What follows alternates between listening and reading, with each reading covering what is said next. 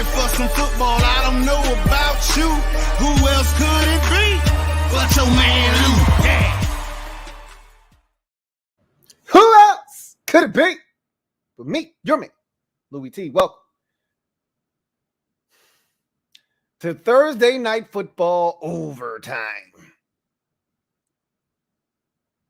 Colts, Broncos.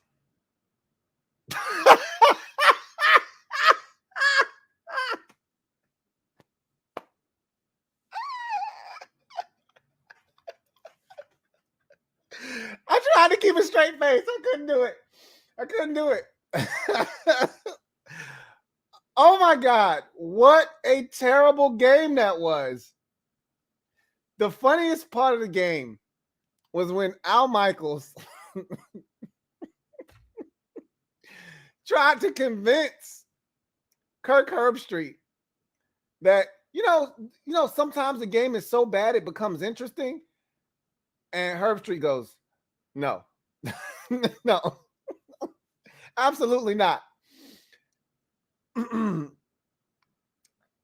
I'd never want to see the Denver Broncos with Nathaniel Hackett as the head coach on primetime television again. I think they got 2 more games left. We've already been fed these bastards 3 times. I think the other 2 are backloaded at the end of the season. They got to get rid of those shits, man. They cannot make us watch this team again. We got 17-16. We got 11-10. And now we got 12-9. They cannot make us watch these bastards again. They have to do something. I've never seen a game before. And every time the Broncos play on Monday night or play on primetime television, I should say, with this group here, right? With Nathaniel Hackett running the show. First of all, let me ask you this. Has a coach ever been fired in his first season, in season? Is that a thing? Is that possible? Has that ever happened? I'm going to get the crack staff on that. Y'all out there, I'm asking you a question. Look it up for me. Tell me what you find. Has an NFL coach ever been fired midway through his first season? Has that ever happened? I'm going to go out on a limb and say no. I'm going to go out on a limb and say no coach. We've seen plenty of one-and-doners. I don't think we've ever seen a guy get a half a season and get canned. If I'm Denver, this is a new ownership group, right? They didn't hire Nathaniel Hackett. They didn't do this. If I'm new ownership, we're coming together and we're going to have a conversation. And I'm asking, do we need to fire this dude now? Not now, like right now. Do we need to fire his ass? Do you know what we gave up to get Russell Wilson? Do you know what kind of talent we have on this team? Do we need to fire Nathaniel Hackett right now? I'm not sure about that. All right. But I think that's a conversation that needs to be had. I truly do. We'll get to exactly why he needs to be fired, potentially, a little bit later on in the show. But back to my initial point. I don't want to see these bastards again on primetime television. Every time the Broncos play, they set some kind of record or they, with some distinction behind it, some kind of crazy stat that you got to dig for in order to come up with. The last one was no team had fumbled twice inside the 1-yard line in the same game since like 1987. Like that's a weird, cockamamie stat, but they did that. Then tonight, they went digging for this one. All right. No game with 2 quarterbacks with 4 Pro Bowl appearances apiece between the 2 of them has ever gone to overtime or has never had a finish without a touchdown being scored. That's never happened. Until tonight. Okay, until tonight. This was some bad football. I told you guys on the Washington show earlier, the Commanders Nightly News, that Tom Brady made a comment. As a matter of fact, I'm going to see if I can find this. I don't think I'm going to be able to find it, but I'm going to look for it anyway. Tom Brady made a comment at his press conference when he was asked about the amount of 2-2 teams. And this is something that I've talked about already numerous times this year, about the amount of 2-2, 1-3, 3-1 teams, and how the middle class has shrunk. The parity is unreal. I talked about this before the season started. I said, man, I'm telling you guys, this is one of the most wide open seasons I can recall in recent memory. And, you know, normally when you say something like that, you know, you're proven wrong. Oh, wow. Boy, Russell Wilson is absolutely cheeks right now. Did you guys see Nathaniel Hackett? I mean, did you see KJ Hamler on that final play? He couldn't have been any more wide open if the Colts had all come off the field. Wow. You saw him slamming his helmet at the end of the game, looking like he wanted to break it. That's why. He was wide ass open. There wasn't a Colt defender within 6 yards of him in any direction. And Russ just never looked that way. Anyway, here's Tom Brady today. I'm going to turn this thing up. Here's Tom Brady today when he was asked about the number of 2-2 teams this season. Listen to Tom. Do you think, Tom, in all your years, there's even more parity now? There's a lot of teams that are 2-2. I think there's a lot of bad football from what I watch. You know, I watch a lot of bad football, a lot of poor quality of football. That's what I see. Tom, obviously you don't want to throw 50 times. A lot of bad football, a lot of bad quality of football. That's what we watched tonight, some bad football, okay? Every time I've laid eyes on the Denver Broncos, except for last week against the Raiders, that wasn't bad football. They just turn the ball over and do the stupid shit that they've done all season. But at least they scored. At least they looked like a competent NFL offense. The other 4 games that I've watched Denver in, week 1 against Seattle, week 2 against Houston, week 3 against the 49ers, and now week 5 against the Indianapolis Colts, they've looked like a shit show. They've looked like an inept, poorly coached, undisciplined football team. Now, we'll get to the Indianapolis Colts because they're terrible too, okay? They're absolutely ass cheeks, but at least they didn't give up what the Denver Broncos gave up for Russell Wilson. And then the money that they gave up for it. It's not just the draft picks. It's not just the draft capital. It's also that they turned around and paid this man $245 million. Okay. And again, I want to believe that Russ isn't cooked. I want to believe that. Can I read you guys a tweet? This was too good to keep to myself. I have to share this with you. Okay. I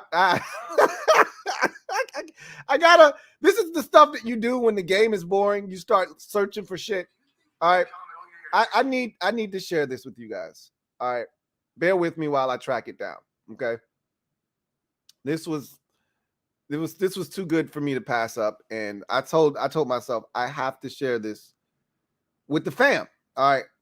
So here's a tweet that I just randomly rolled up on, right? I gotta say, this is some clever, look, this is what people try to do on social media. Everyone's trying to be funny. Everyone wants to be a comedian. Sometimes people succeed. Most times people fail. And epically, I may add. This is one of the ones that deserves to win, okay? I don't know if this is going to blow up and become viral or not, but it should. So I have to say this as well before I'm going to string this thing out. Before I tell you what this post says. Have you ever seen a game in which the home fans are up and leaving as overtime is about to begin? Okay?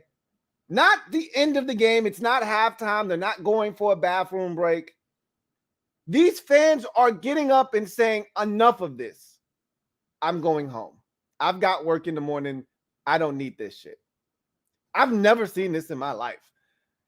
Where a fan base, I've seen blowouts where fans have had enough, or they just don't have any faith in their team. They think the game's over. Their team's down 7, and they hear the roar of the crowd and they want back in, but they can't get back in. We've seen that before, right? Down 30 in the third quarter. All right, I'm out. Down 7, late in the game, you think that the game's over, and somehow, their turnover happens or an onside kick or whatever, and miraculously your team comes back. We've seen those before. I've never seen an overtime game in which they're about to toss the coin for overtime and fans are pouring out of the stadium in droves, not wanting to watch the end of this game. That's unbelievable. Anyway, this is a tweet. So under the video of the fans leaving the game, mind you, 9-9, okay? The referee gets on the intercom and he says, "This is the end of regulation." And fans get up and decide they're done. They've had enough. So under that video, someone tweeted out, and I got to give him some credit. So at Will LF5, okay? At Will LF5 writes, "Today I had an exam in school. When I was done, I raised my hand and yelled, 'Russell Wilson!' My teacher smiled and took my paper. She knew I was finished." You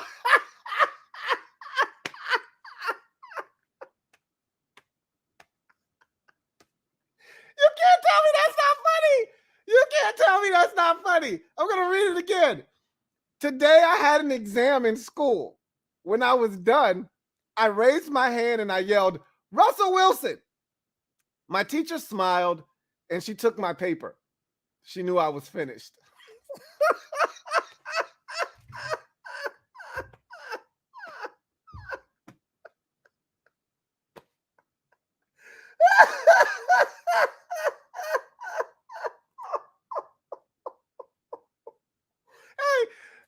Hey, I don't want to believe it.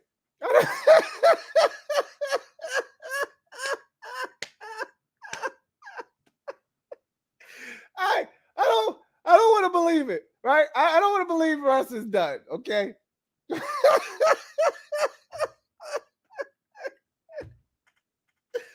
I don't want to believe he's done. But he looks bad right now. I thought he was turning a corner after last game against the Raiders. This offense looked a little bit more dynamic. They seem to be a little bit more in sync. They actually scored touchdowns last week. I thought that they had a revelation. Clearly, I thought wrong. They were in the red zone again tonight 3 times, and they failed 3 times to score.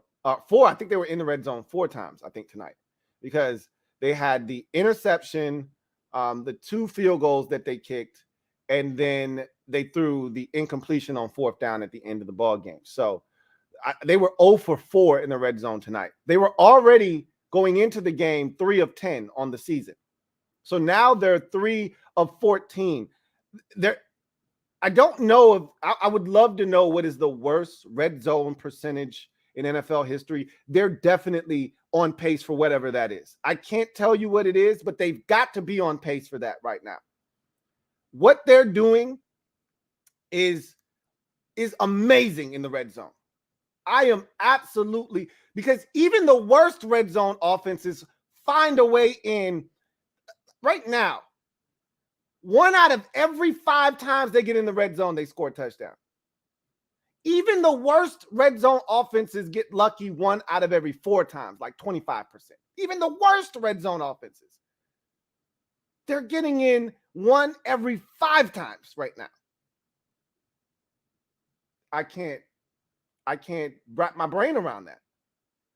And one of the things that made Russ so dangerous in Seattle was his ability to use his legs. His ability to use his legs also made him a weapon in the red zone. I've yet to see them do that on a consistent basis. They did that against the Raiders. One of the touchdowns that they scored in that ball game was Russ pulling it out of read option and diving for the end zone. Why aren't they doing that more? You would think that with all the struggles that they've had, that would be something that they would be using and utilizing and implementing with great success. Hell, on that final play, not to mention KJ Hamler was wide ass open. If you go back and watch it, you'll see KJ Hamler come off the line of scrimmage and not a single Colt is within, like I said, 5 to 6 yards in any direction of it. But as that play develops, the orange sea parts, and it's like, Russell can run for this first down. He may even run for a touchdown. And he decides to throw a sidearm slingshot. Bro, take off and run. Don't just stand there. Run. Don't throw it sidearm. Run. Russ isn't in his right mind right now. And I don't know. He got his bell rung tonight. Maybe he wasn't in his right mind late in this ball game. Hell, that throw to Jerry Jeudy when he was wide open, that wasn't a great throw. He had to come back towards the football. If Russ leads him up the sidelines, I don't think he scores, but it's a better opportunity than what Russ gave him by making him slow down, wait for the ball, and have to come back to it. I don't know. I'm not going to put that out in the atmosphere, but this isn't the Russell Wilson I've come to know and love. And again, I think some of this is Nathaniel Hackett's doing. This guy stinks, does Nathaniel Hackett. He's awful. Okay. So let's kind of systematically break down the end, because the rest of this game was pointless. We don't need to talk about quarters 1 through 3.5. Let's just talk about the end of this game, because literally you could have slept through the first 58 minutes of this game and you were up to speed. You didn't miss a single thing. Nothing. Okay, except a bunch of quarterbacks getting hit, sacked, pressured, and interceptions being thrown. You didn't miss a thing. So the Broncos are up in this game 9-6. And they've got a 4th down and a decision to make. Do you attempt a 50-yard McManus field goal, Brandon McManus field goal that puts you up 6 with right around 2 minutes left in the game, roughly 2 minutes or so? Do you attempt a Brandon McManus field goal to go up 6, or do you go for it and try to go for the jugular? The Broncos decided to go for it and pick up the first down and go for the jugular. Colts are running out of timeouts. There's still the 2-minute warning. But you could kind of hear the ghost of Monday Night Football Week 1 whispering in the ear of Nathaniel Hackett, go for it. Go for it, you fool. Go for it. This is why you got Russell Wilson. Go for it. And so he's fighting the demons. They're in his ear. They're telling him to go for it, and he decides to go for it. And he draws up a good play. Runs the tight end right over the football. Little 5-yard stop. Turns around. Gets the first down. Gets up the field. And you're like, hey, that's the ball game right there, folks. Colts are going to waste the rest of their timeouts. They're in even better field goal range now.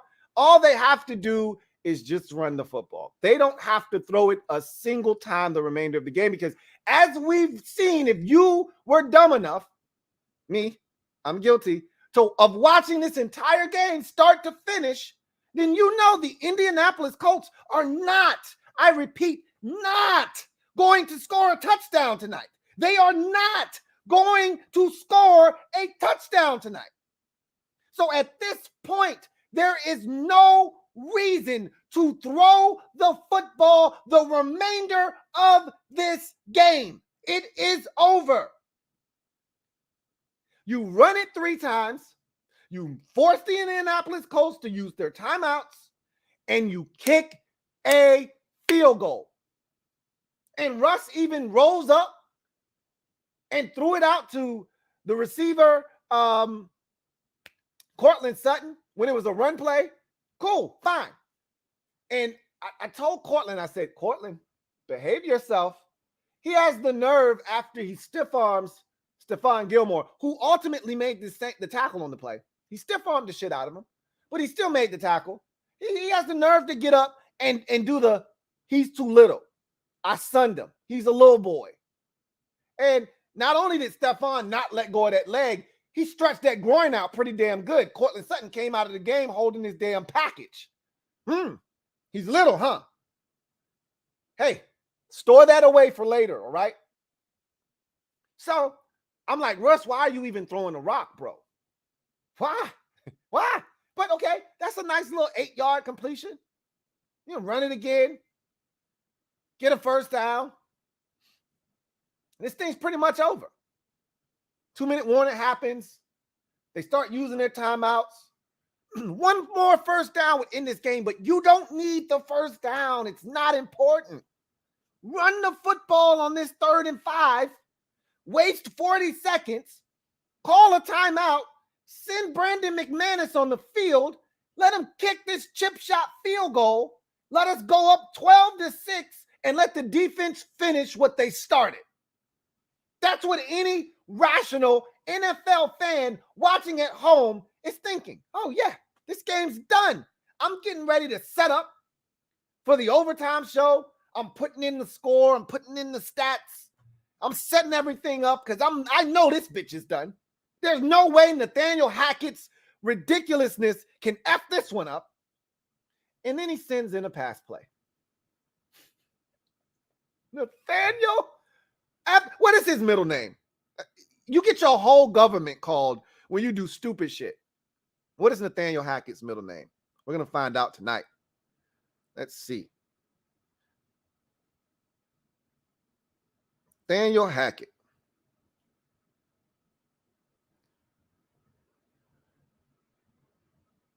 Oh, they don't have it. They don't have his middle name.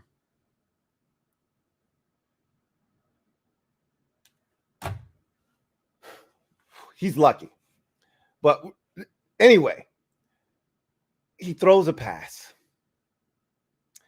And when you know it, the guy that Cortland Sutton said was too small, I just sunned him, undercuts a route. Why is he guarding a guy that hasn't had a ball thrown to him all night?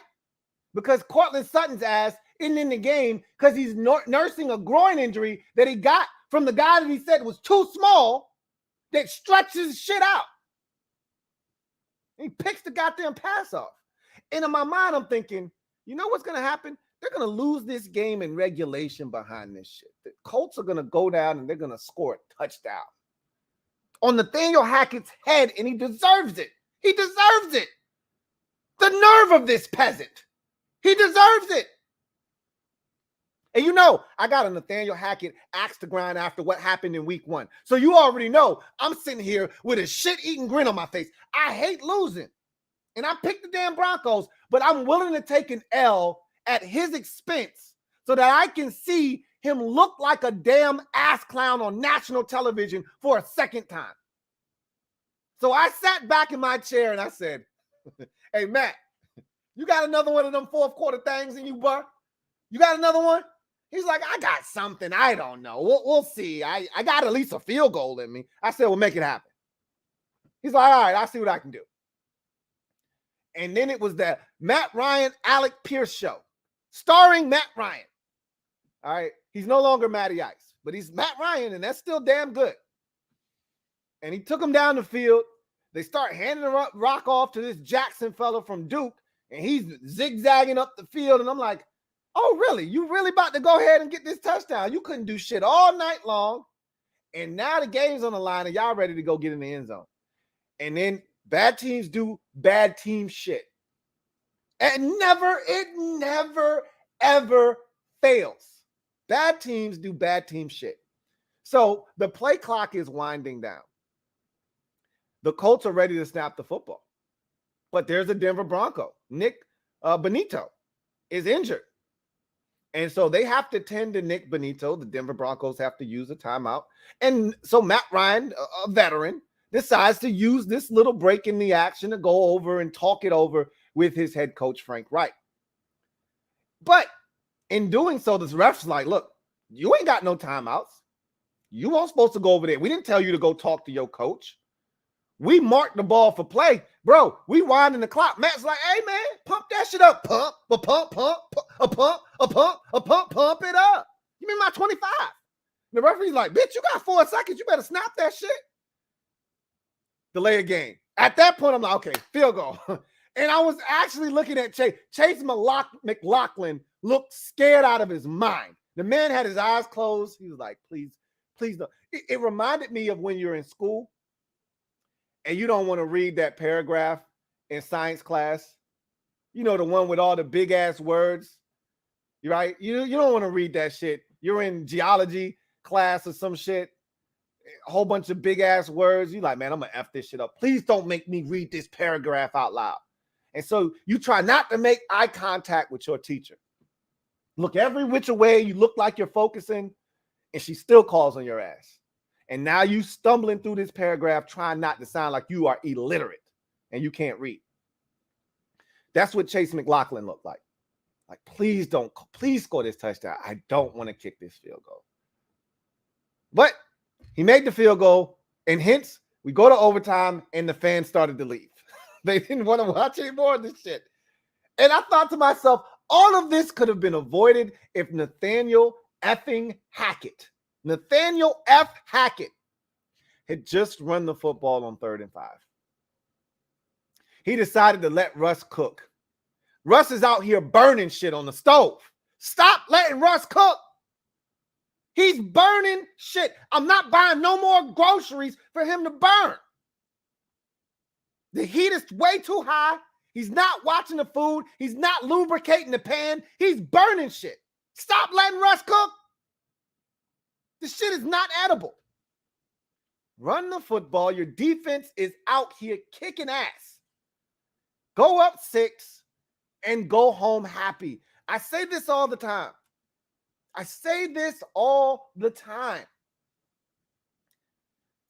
Get the win. Stack a brick in the left-hand column.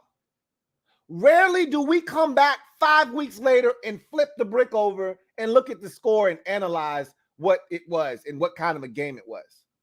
Even Kirk Herbstreit said it during the game. Look, somebody's going to win this game. Guess what? A couple of weeks from now, no one's going to care that this was one of the ugliest games we've ever seen. Somebody's going to win. Somebody's going to put a tally mark in the left-hand column. If you're the Denver Broncos, you've got 2 of the ugliest wins to date this season already. You were supposed to make it a 3rd. And you effed it up. Those demons, those ghosts of Monday nights past got in Nathaniel Hackett's ear.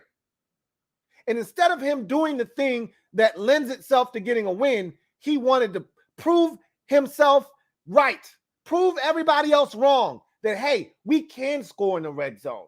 We don't have to settle for a field goal here. We can score a touchdown. We got a $245 million quarterback. His name's Russell Wilson, and I'm going to let him cook. Well, you go right ahead, man. Let's ride.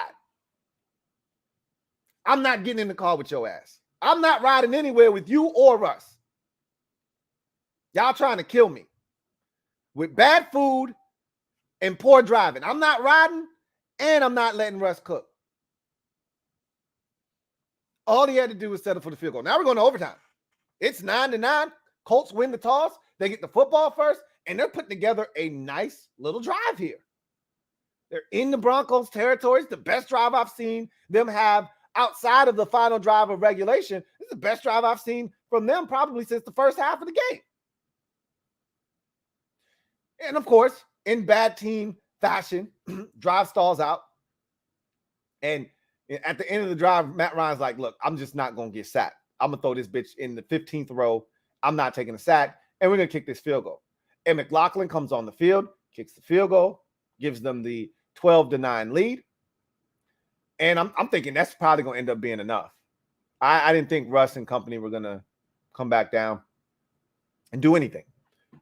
And so I'm sitting there with a sheep-eating grin on my face. I'm like,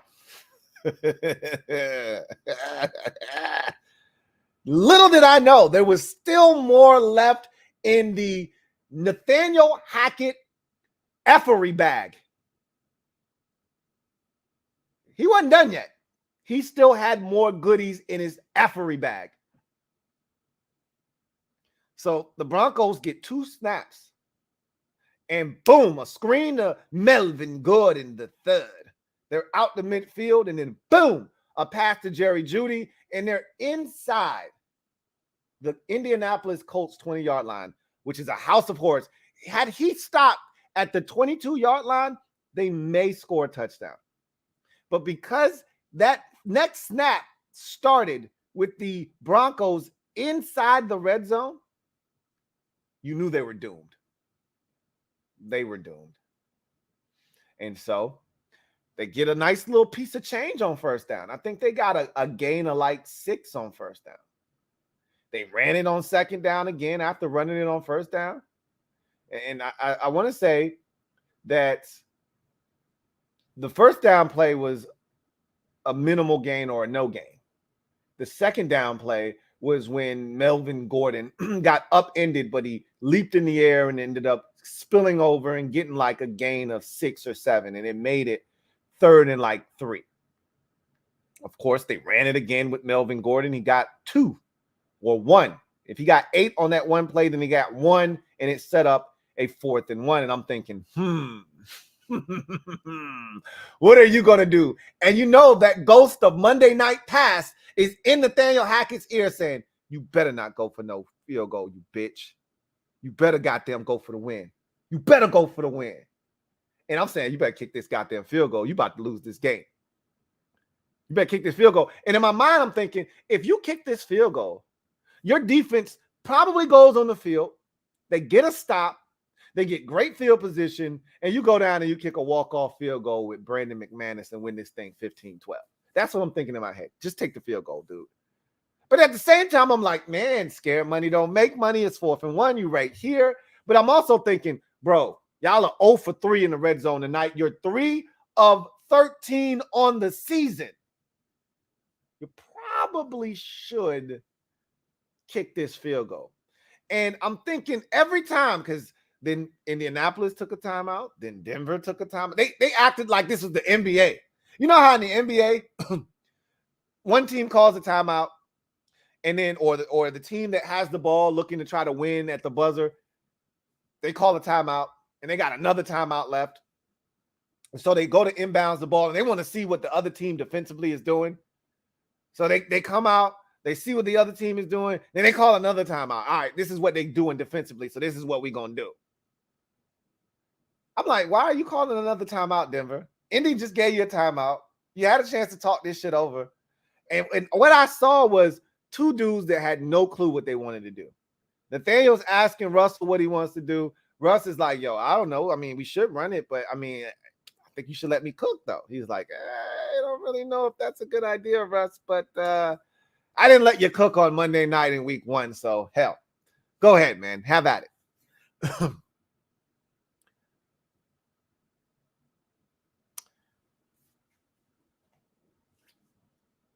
I wasn't a fan of running the football there on that 4th down. But what I was a fan of, you know, they were talking about getting Russ out of the pocket. I hate when teams roll out to one side of the field, you know, in a 4th down situation. Like the Ravens did it with Lamar Jackson. You cut off an entire side of the field when you do that. You literally section off the field to one spot and you condense it. There's too much traffic. I hate when teams roll out to one side of the field. I hate it with a passion. So I wouldn't have recommended that. They were saying that's what they think he should do. I was in favor, though, of Russ using his legs. I was in favor of a read option, right? A RPO, where there's an opportunity for you to throw this thing. If the Colts suck up and they sell out on run, you pull it out and you throw a slant. If the Colts stay back or they crash down on the back, Russ pulls it out and he takes off. He's got the wheels still. That's what I was in favor of. I thought this whole time that they're over here talking, they're not going to come and spread them out and just let Russ throw the football. When has that worked this season? When has that worked? And they didn't do that. I thought that was the play. They ran it last week against the Raiders. This was the time to pull it out. It worked last week against the Raiders. It would have worked again. And the guy that Cortland Sutton said was too small. You're too little. You're a little boy. I just sunned you. Jacked him up at the line of scrimmage and then trailed him and then batted the ball away and ended the game.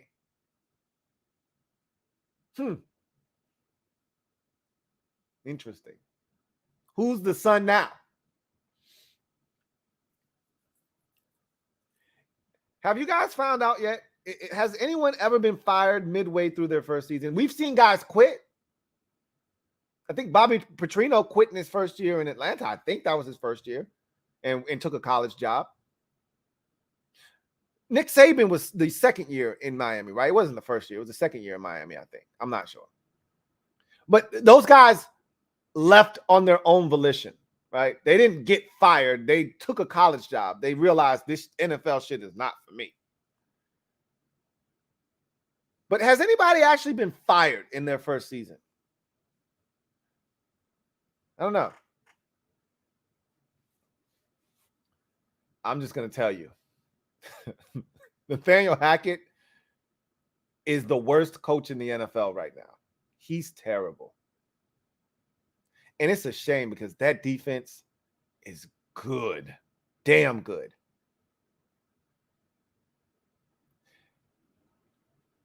Indianapolis Colts. I was ready to come up here and talk about, hell, we're talking about a guy getting fired. I'm looking at Frank Reich and I'm saying, hey, Frank, bro, you know Jim Irsay, man. He's an eclectic, eccentric owner. I think you're in a tough spot here, man. You might get fired, bro. At 1-3-1. Oy, poor C. I didn't know. But this win, I think, buys them a little bit of time. It hasn't been pretty. It's amazing what, they thought they were going to do offensively this year. They put everything on Carson Wentz. This was all Carson Wentz's fault. This offense is the worst in football right now. I mean, them and Denver are running neck and neck. They're both terrible, and they're both pretty much last in almost every statistical category in the NFL offensively. But to the Colts' credit, they've had some injuries, and they've battled through, and they found a way to get it done. This is an improbable victory, and maybe this sparks them. They had no business walking out of Denver with a win tonight. None. Matt Ryan was harassed. I thought Matt played his ass off. This is one of those games where you say, hey, bro, hats off to Matt Ryan. He took a beating tonight. I can't tell you. He did the textbook shit. You know how they tell you to put two hands on the football in the pocket? You see Jameis Winston going through those drills where he got people hitting him with shit, brooms and all kinds of shit as he's got two hands on the football, maneuvering in the pocket, dipping the shoulder. Matt Ryan did that at least 3 or 4 times a night and saved himself from a fumble and still got the ball off. I mean, these Bronco pass rushers, they were special tonight. They were doing something, right? I'm talking about they would dip in the corner on some Von Miller. I ain't seen dudes dip in the corner like that in Denver since the Von Miller, DeMarcus Ware days.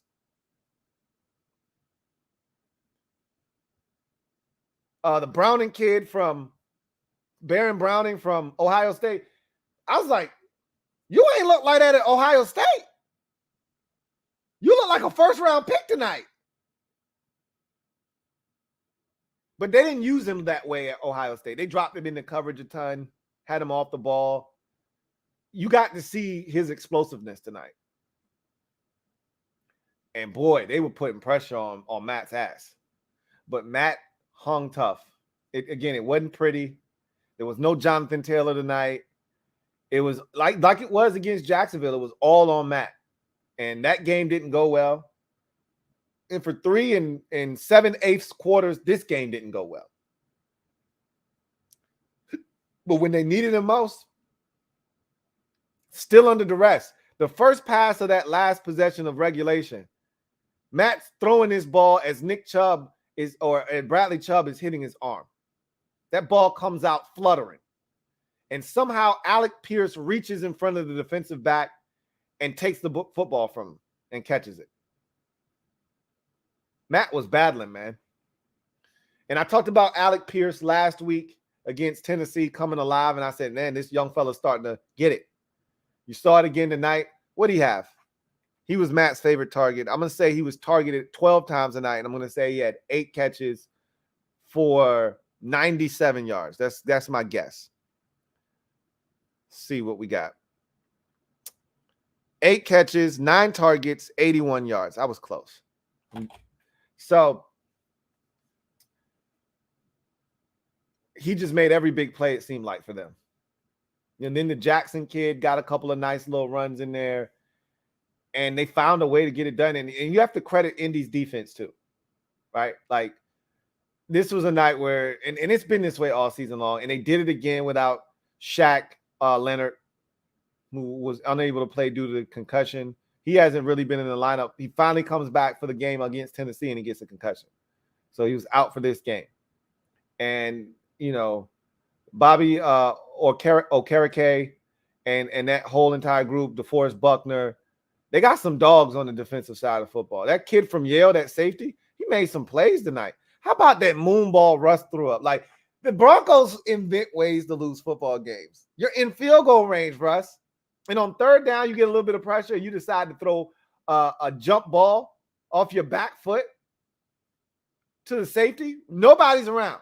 Just the safety waiting for the punt. Come down. Are you kidding me? Russ, you're not a vet. You ain't been in this league for over a decade. What are you doing, dude?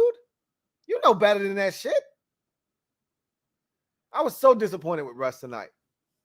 And I want to believe he's not done. I want to believe this is a byproduct of Nathaniel Hackett rubbing off on him and making him ass. Because you know what happens when you put one cheek next to the other? You get ass.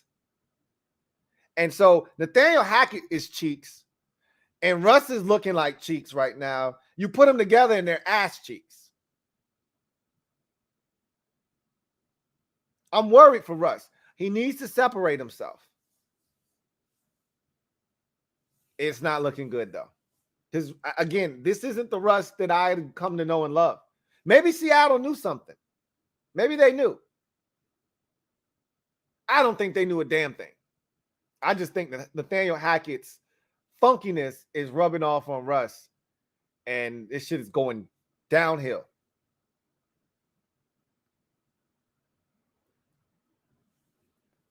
This was a big win for Frank Reich because, again, we were starting to talk about, hey, Frank, we appreciate your service, man, but I think it's time for you to go. It was coming, and it still may happen because this Colts team isn't very good. They're not very good on offense.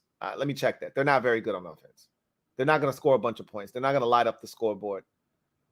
That offensive line is horrendous. This is the Andrew Luck edition offensive line right here that they got. Matt Ryan's not mobile. It's not going to be pretty. And they lost guys. Ryan Kelly got hurt tonight. I told them, do not draft Bernard Ryman. Don't do it. No, don't do it. He was absolutely hot buns, fresh out the oven tonight. Steaming hot buns.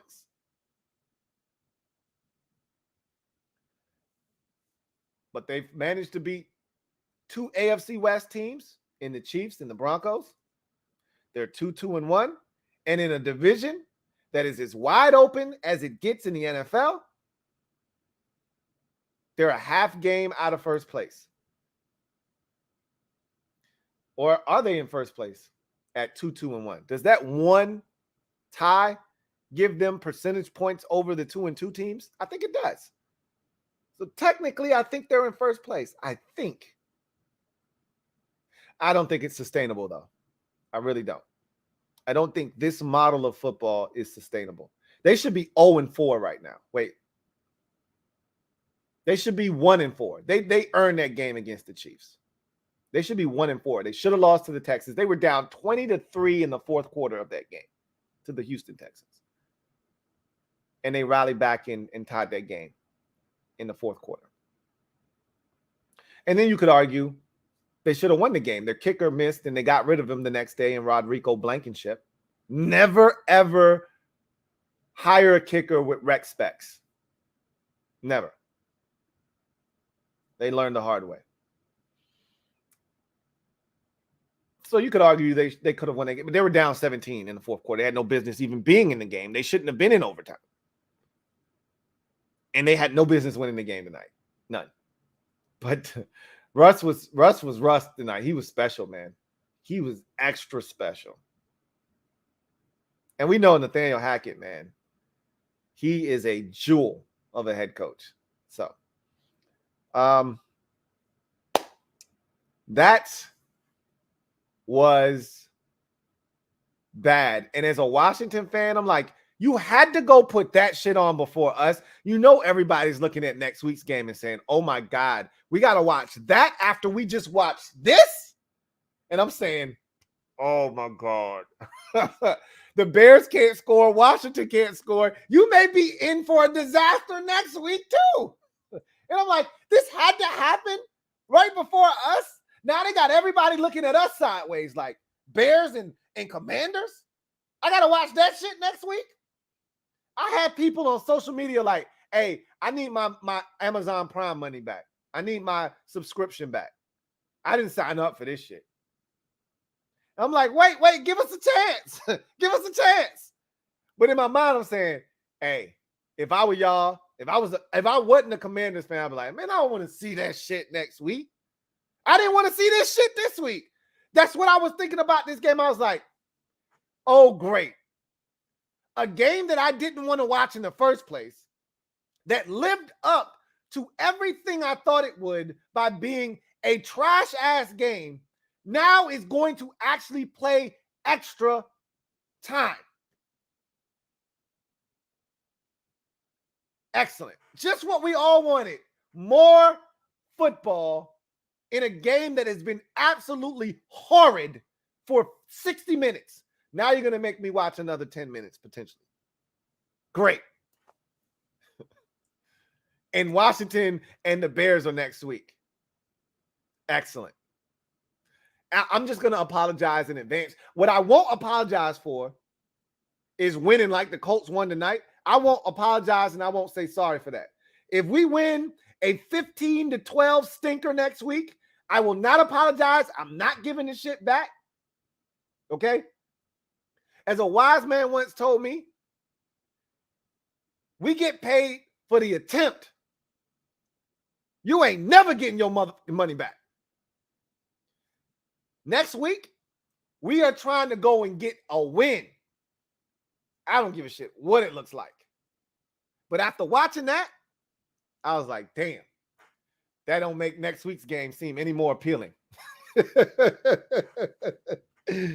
Oh, my God. Let's get to the comment section. Anyway. All right. Let's see what we got. Enough of this. All right. Got a super chat here from Drew Sosky. Thank you for the super chat. Greatly appreciate you, Drew. Who writes, Louie, why do I keep watching the Broncos? LOL. I asked myself the same question. I said this at the top of the show. Don't put these bastards on again. Please don't make us watch them again. And they got a 5-piece. When they got Russell Wilson, they got a 5-piece. And so we only got 3. And I guarantee you the next time that they play, because they've already hit us for the trifecta. They've been on Monday, Sunday, and Thursday. They're done on Thursdays. My guess is the next time we're supposed to see these bastards is on a Sunday, and then we'll get them one more time on a Monday. We can't do anything about the Monday. That's locked in. Now, the NFL did this year reach an agreement with ESPN that they can flex out some of those Monday night games, I think, at the end of the season, I think. Or it might be those. No, it's not the Monday night games. It's the Saturday games at the end of the season, which is why, you know, a lot of, if you look at your schedule for some teams in weeks 15 and 16, it says to be, you know, determined in terms of the time of the game. Is it a Saturday? Is it going to be a Sunday? Because the NFL has given ESPN the autonomy to be able to flex games in and out because they don't want garbage games. But it's not on Monday. It's on that Saturday after college football is over. You know how you get 2 Saturdays, 2 weekends with Saturday football. We're going to be stuck with them one more time on Monday night. I'm hoping that the next time they're on television, because they force-fed us Broncos 3 times in the first 5 weeks, I'm hoping that the next time they were supposed to be on wasn't until like week 13 on Sunday night, and they can flex their asses out of there. They're going to force feed us them on a Monday night later in the season. Let's just hope it's against the Chiefs, and the Chiefs don't allow them to drag them into a funk fest. So I don't want to see this again. I don't want to see this again. Journey Reed, thank you for the super chat. Greatly appreciate you. My guy, Journey Reed, thank you for being a member of the MOBB writes. That game was mad boring. Denver fans punching air. They punching air like Trey from Boys in the Hood. Like, we gave up 5 draft picks for this shit.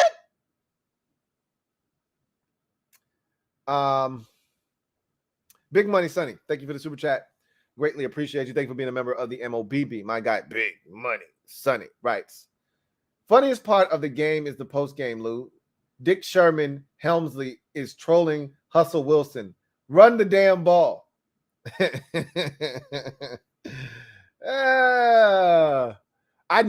So they've assembled the wackiest group of ex-players together. And so I can't stand listening to those guys. It's Ryan Fitzpatrick. It's Dick Sherman. It's usually Tony Gonzalez. I don't know if he was there tonight. I thought I saw Andrew Whitworth there. And then, you know, they've got, I think it's Carissa Thompson kind of running the show, but running the point. I can't do it. I just can't. But, you know, Russ and Dick don't get along anyway. So I'm not shocked that he was clowning him. I'm not shocked at all. Run the damn ball.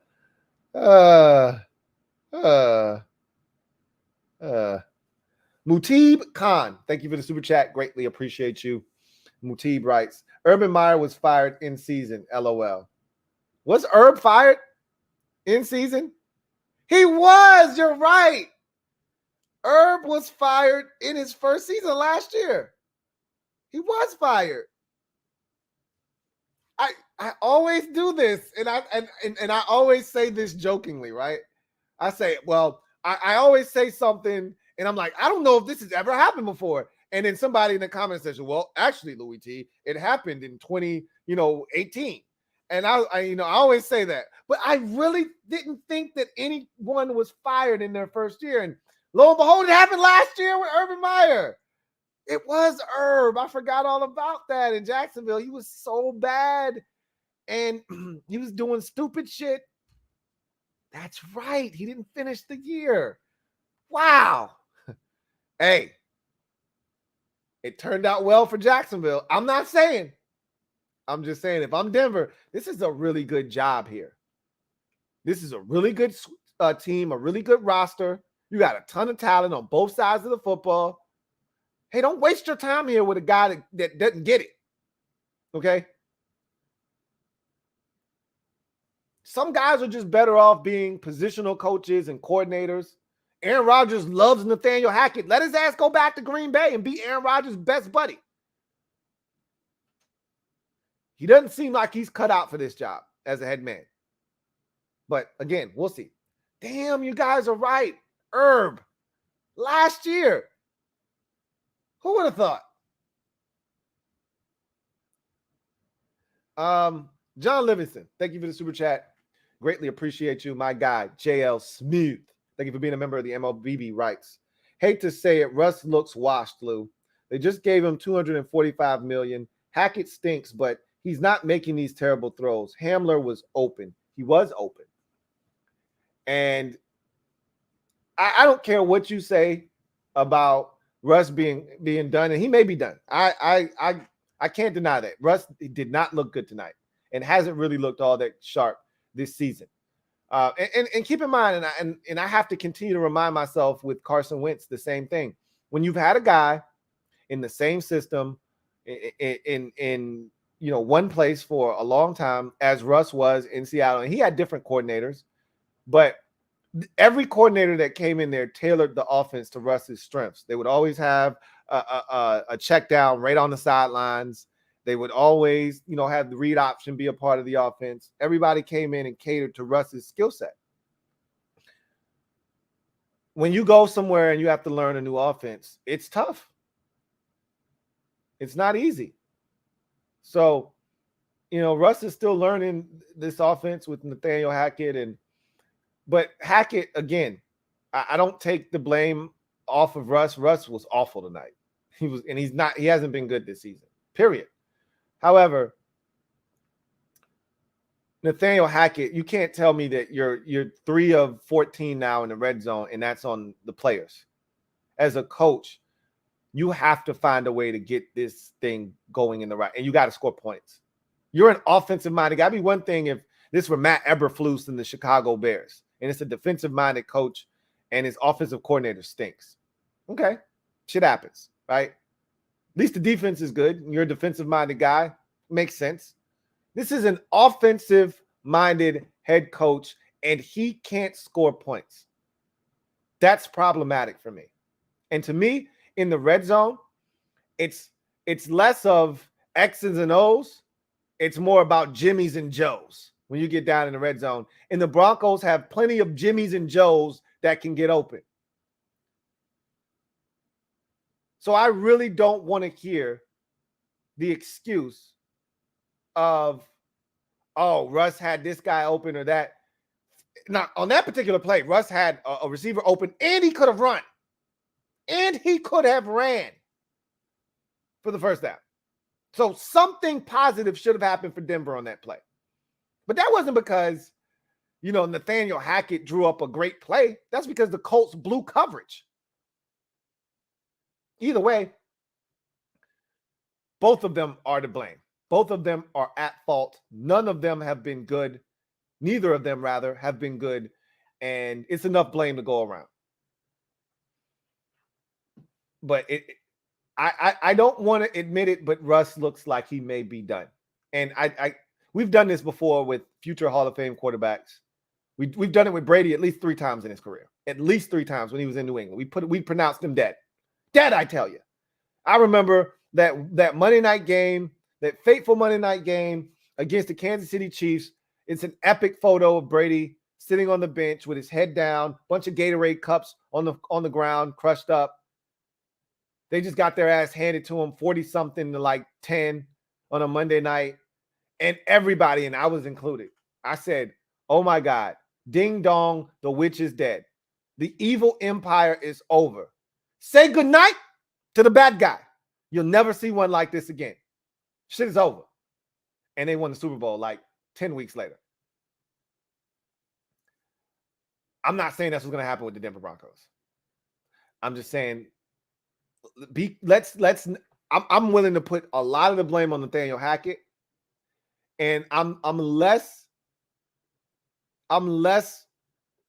likely to do it to Russ. I'm more hesitant to just throw Russ under the bus and say he's done. But boy, he looks bad right now. And they've got weapons too. There's no excuse for this.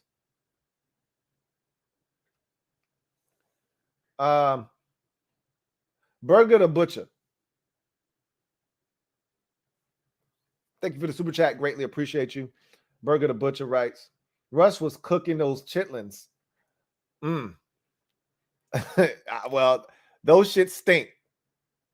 So I wouldn't be shocked if that's what he was going ahead and cooking up. That shit stinks. And so did Russ's performance tonight.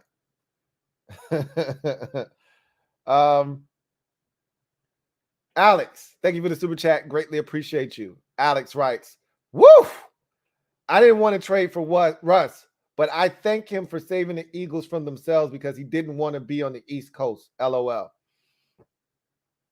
Look, a lot of teams we were included, wanted Russ. And, you know, we had even pressured Russ by throwing the whole, you grew up in this area, you know, and you probably were a fan of the team growing up. Don't you want to come home? We put that pressure on his ass. And we even forced him. We had the question asked to him, would you come to Washington? And of course he said, yeah, everything's on the table. I'm open to any, and that was a thing. That became a story around Washington, that Russell Wilson said he's open to going to Washington. He was never open to coming to Washington. He just didn't want to shit on anybody because that's his personality. He doesn't want to, shit on any fan base. He was never interested in coming to Washington. And thank God, because had we given up what they gave up to get him, tore up his contract, gave him new money, and this is the end result, this is the product, you think we're losing our shit now with the way the offense is performing with Carson Wentz? Oh, my God. Could you imagine? Had this been in Washington right now, we'd be losing our shit.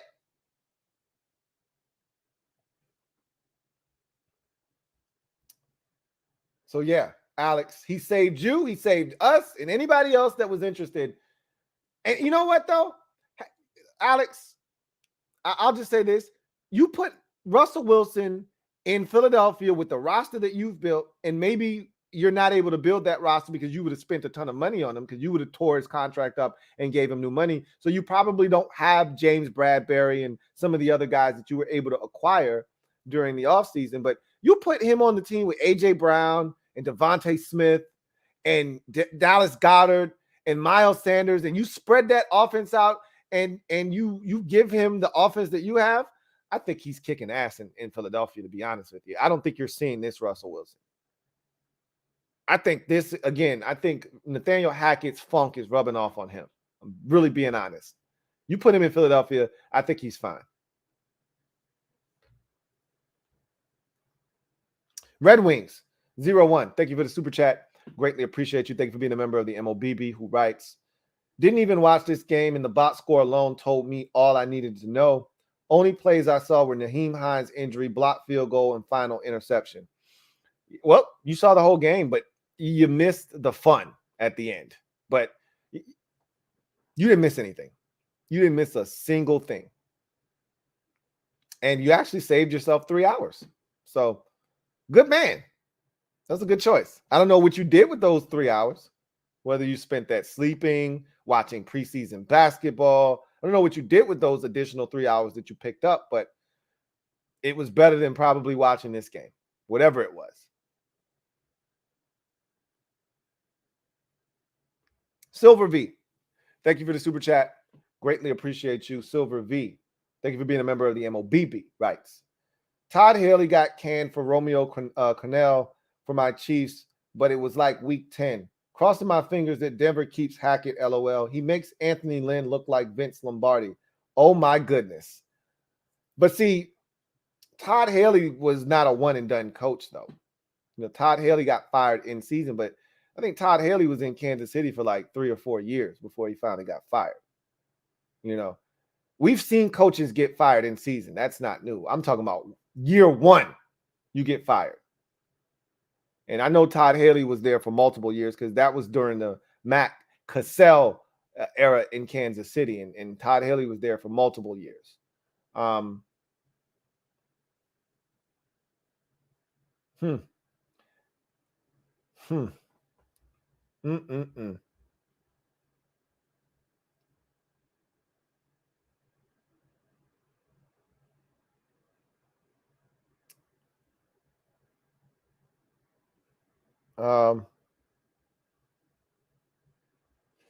Anyway, Red Wings 01. Thank you for the super chat. Greatly appreciate you. Double up. Thank you for doubling up. Red Wings 01 writes, I thought Russ was showing the first signs of decline last year. First time he ever missed his time to injury, and his mobility wasn't quite what it was. I mean, I think it's revisionist history now to look back and say, oh, I saw signs last year. Maybe you did. I didn't. I thought that he got injured. Remember, he was struggling before the injury. But after he came back from the injury, he was damn good. And you look at Russ's numbers from last year, and they won games down the stretch. He wasn't terrible last year. He struggled a little bit. And remember, he set a very high bar for himself. He's not like most quarterbacks in the league, clearly. Okay, we're talking about a future Hall of Fame quarterback. So the standard that he set for himself and what we expect of him is not like most quarterbacks in the league. We hold him to a top 5 type standard. So when we get something other than Aaron Rodgers, Patrick Mahomes, Josh Allen-esque type play, we're looking around like, what the hell is this? What is this shit? I can't get jiggy with this shit. Like, what is this? So I think that was what last year was for a lot of people. Like, what is this? And I'm like, this wasn't bad. And he was banged up. He missed time for the first time in his career. And I thought he was solid, especially when he came back. But, I mean, again, maybe he was starting to show signs of declining last year. Maybe that's why Seattle decided it's time to get out. Now's the time. Who knows? This makes me want to go back and read that ESPN article that they wrote, and I meant to read it, chronicling the entire Russ v. Seattle saga. And it didn't just happen last year when Russ made the comments about, what happened with Tom Brady going out and picking, essentially his teammates and them fortifying the offensive line in front of Tom and him winning a Super Bowl and wanting more control in Seattle, which pissed off Pete Carroll and John Schneider. It didn't start then. This had been going on for a while in Seattle. So I want to go back and read that article now.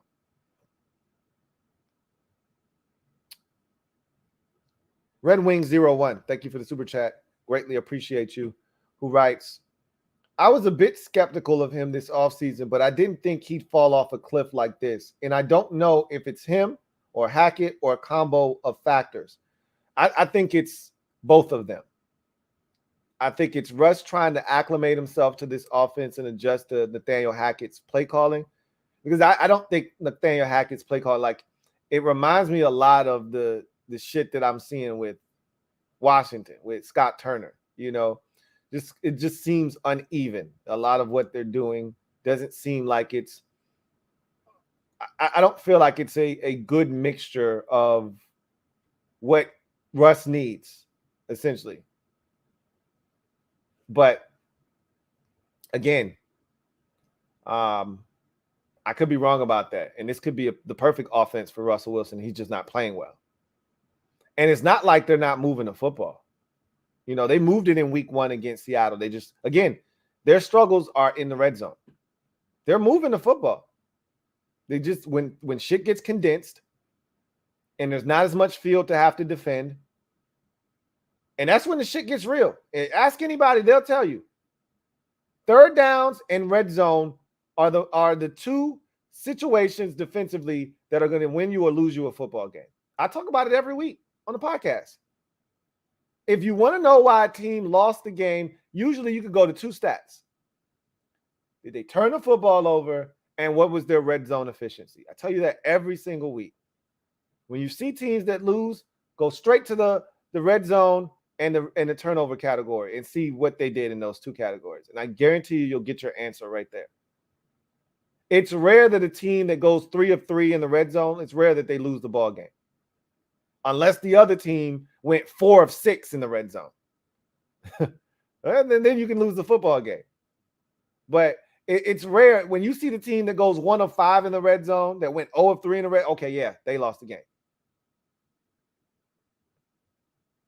And that's what the Denver Broncos, they're lucky to be 2 and 3 right now, to be honest with you. If Jimmy Garoppolo doesn't pull a Dan Orlovsky and run out of the damn back of the end zone like a clown, they probably don't win the damn game 11-10. They probably lose that game 10-9.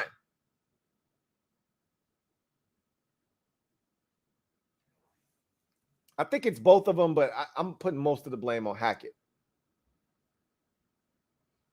I think Russ is still good, man. I can't buy it yet. All right. Got another super chat here. Miss Perry, thank you for the super chat. Greatly appreciate you. Thank you for being a member of the MOBB. As always, my girl Condo P writes, hey, Lou, how's the family? Everything's going good. How about yours? Says, I'm really sorry to break it to you, but I had to block your homie from the stream. I can't take it anymore. Be sure to like, comment, and subscribe. Have a good night. Who did you have to block? Ah, there it is. That's luck. Every time you try to get me, and I told you, you're a chameleon, man. You're dangerous. And this is first things first. Condo P ain't $10 super chatting me to tell me some shit. That's the $2 super chat to tell me something. She ain't $10 super chatting me to tell me that. And second of all, if she's got to block somebody, she ain't coming to me to divulge that information. She's just going to do the shit. She's got autonomy, okay? She's got pull. She doesn't need to come and tell me anything. Nice try, Luck. I already told you, bro. I'm on to your shit. You can't get me. And I saw your ass down in the comment section asking, where's Condo P? So you was like, oh, I'm about to get his ass. She ain't in the comment section tonight. Nice try, though. I told you, bro. I'm nasty with it. You ain't going to go back to Rio's stream and be like, hey, I got Louie T. You ain't going back to the Cherry Squad like, oh, I got Louie T ass. Shit is over, bro. And you said 46 hours, so I knew you was going to try to cook up some crack. You ain't getting me, man. Nice try, though. Timothy Teeler. Thank you for the super chat. Greatly appreciate you. Timothy Teeler writes, once our O-line takes command and blocks well, we'll be good. It sounds good. And I feel like this is a great opportunity this week against Tennessee, but I felt that way against Detroit. I felt that way against Philadelphia. You see how those two games turned out? So I really don't know. But I know that we've got enough talent to be better than what we are right now. So I'm expecting us to find a way to turn this thing around. I think it starts on Sunday, but again, that's a well-coached team over there in Tennessee. We'll talk more about that tomorrow on the show. I got a lot to say about that.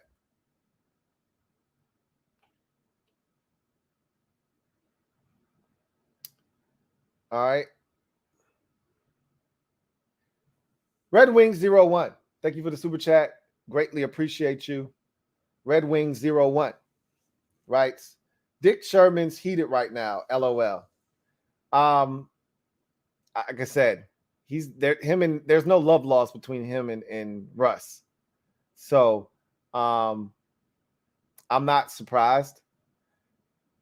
What I've found out about Russ is that there aren't a lot of people that love them some Russell Wilson. I don't know how, like Bobby Wagner and guys like that feel about him, but I know a lot of those Legion of Boom dudes, they ain't rock with Russ like that. I don't know if there's any love lost between him and Marshawn Lynch. I don't know if there was ever any bad blood or anything there, but I don't know. It's odd. I remember once upon a time in Green Bay, a lot of the players didn't get along with Aaron Rodgers. I remember Greg Jennings couldn't stand Aaron Rodgers. I remember the athletic tight end had his career was kind of cut short due to injuries. Damn, I can't remember his name, but he every chance he got, he made sure he took a shot at Aaron Rodgers. Every chance he got, he made sure he said some shit about Aaron Rodgers. Like, this guy's not a good leader. He's a terrible teammate, this, that, and the third. And that was one of the narratives on Aaron Rodgers. Like, yeah, he's not the best, teammate. I'm starting to think that there was a little bit of that with Russ. And I remember a lot of people feeling like Russ was phony. I like Russ.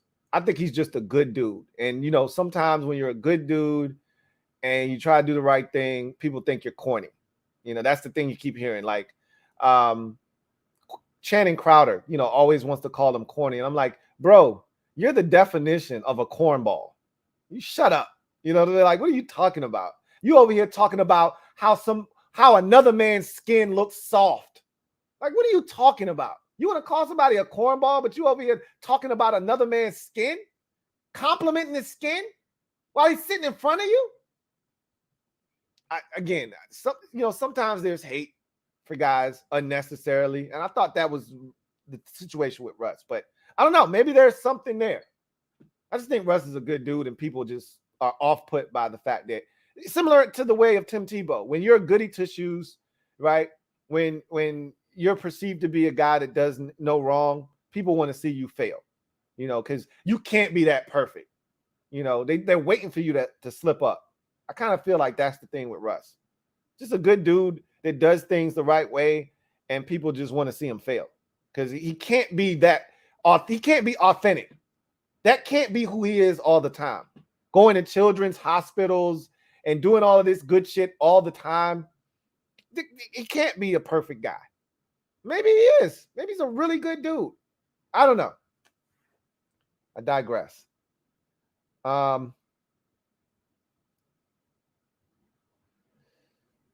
Metaphor, thank you for the super chat. Greatly appreciate you.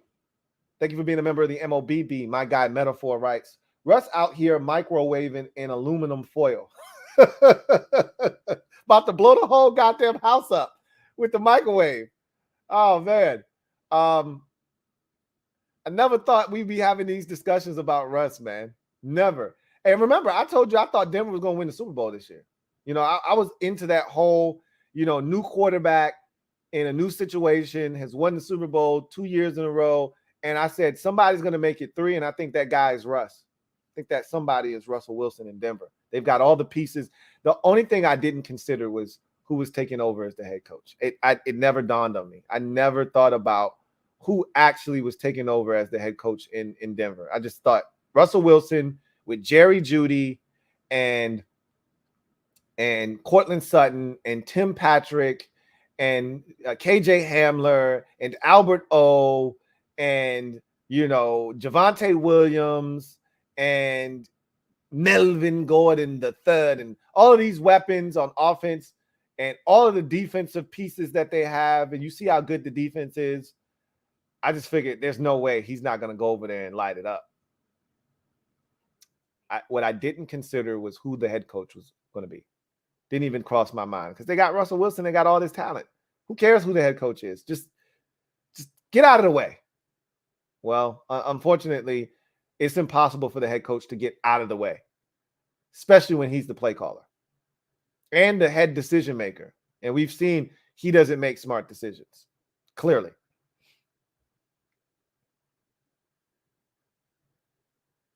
All right. Let's see. Ethan Dykes, thank you for the super chat. Greatly appreciate you. Ethan Dykes writes, will the real Miss Perry please stand up? Look, man, I told you he wasn't going to get me. All right. First of all, I know my girl Condo P. I know how she operates, and she would have just blocked the person. She's not going to come. But it was smart because she would have been the last person I thought he would have morphed into. I told you he's like Mystique. He's like Mystique. So I have to watch him at all times. You think you're talking to Condo P, and then he morphs back into himself, and you're like, oh, shit. You got me. But it's not going to happen because I'm on high alert. So it's not going to happen. And I'm always putting pieces of the puzzle together. Always. Always.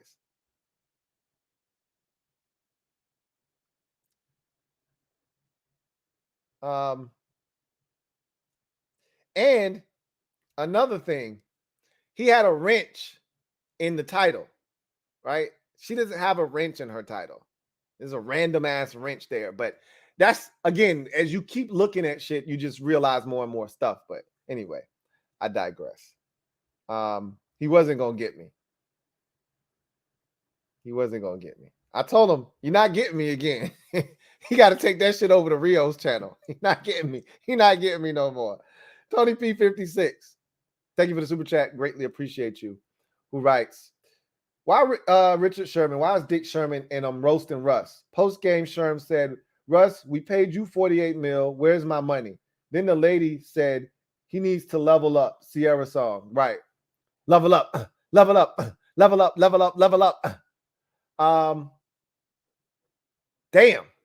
Even Clarissa Thompson got in on it. Sheesh. Chief on chief. That's rough.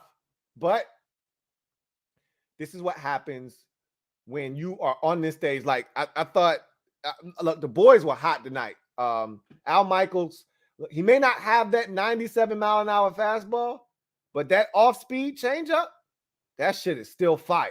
All right. It may not be 97 to 82.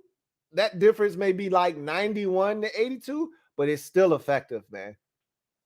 You know, he had it going tonight. He was working all parts of the plate, getting that outside corner, you know, freezing hitters. He said, you'd rather have this game be on the fifth window on a Sunday on Fox or on CBS. He said on CBS on the fifth window on a Sunday afternoon. I always talk about, if I'm going to get my ass beat, I'd much rather have it be in obscurity on a Sunday while everybody else is watching their games. Let me get my ass beat in peace. Don't show the world my shit, right? You wanted this game to be on Sunday at 4:25 or 4:05 on CBS when nobody's paying attention to your shit. But Russ is, again, this is what he wanted.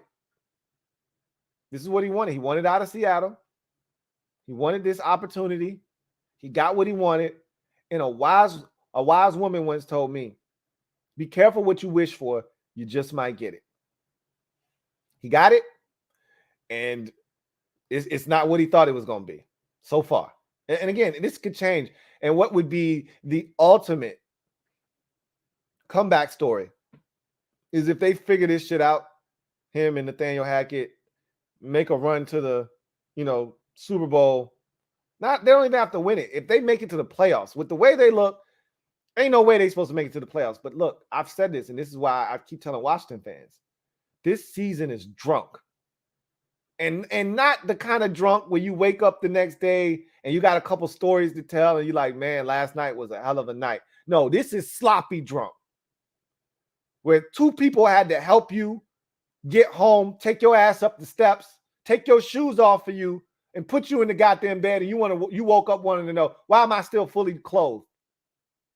Because you didn't come upstairs, you didn't put yourself in bed, they put you in bed. This season is drunk. Anybody can do anything. The Lions can make the playoffs this year. That's how drunk this season is. And I'm saying that with a straight face. The Lions lead the league in points scored this season. Now, they can't stop a damn nosebleed, but they can score. Anybody can end up in the postseason. And you know what I say, when they lock the doors to the party and you got a ticket and you're inside, all bets are off. Anything goes. We saw that last year with the Bengals. Who the hell thought when the playoffs started, Cincinnati was going to end up representing the AFC in the Super Bowl? Who thought that? It wasn't many of you, if any of you. This and it's even worse this year. The parity in the league is crazy because there is no dominant team on either side of the bracket. The closest thing we've seen to dominant this year is the Buffalo Bills, and they've even got issues now that they've got some injuries. Shit's wide open on both sides. Damn, they was killing them on the post game. Yikes. Big Money Sonny, thank you for the super chat. Greatly appreciate you. Double up. Who writes, Ron is still pretty bad, Lou. Let's hold judgment until we play next Thursday against the Bears, bro. Oh, and Alex, y'all, I'm not gonna let y'all keep messing with Alex. I'm not gonna let y'all keep doing that. I'm not going for it. I'm not doing that with y'all at all.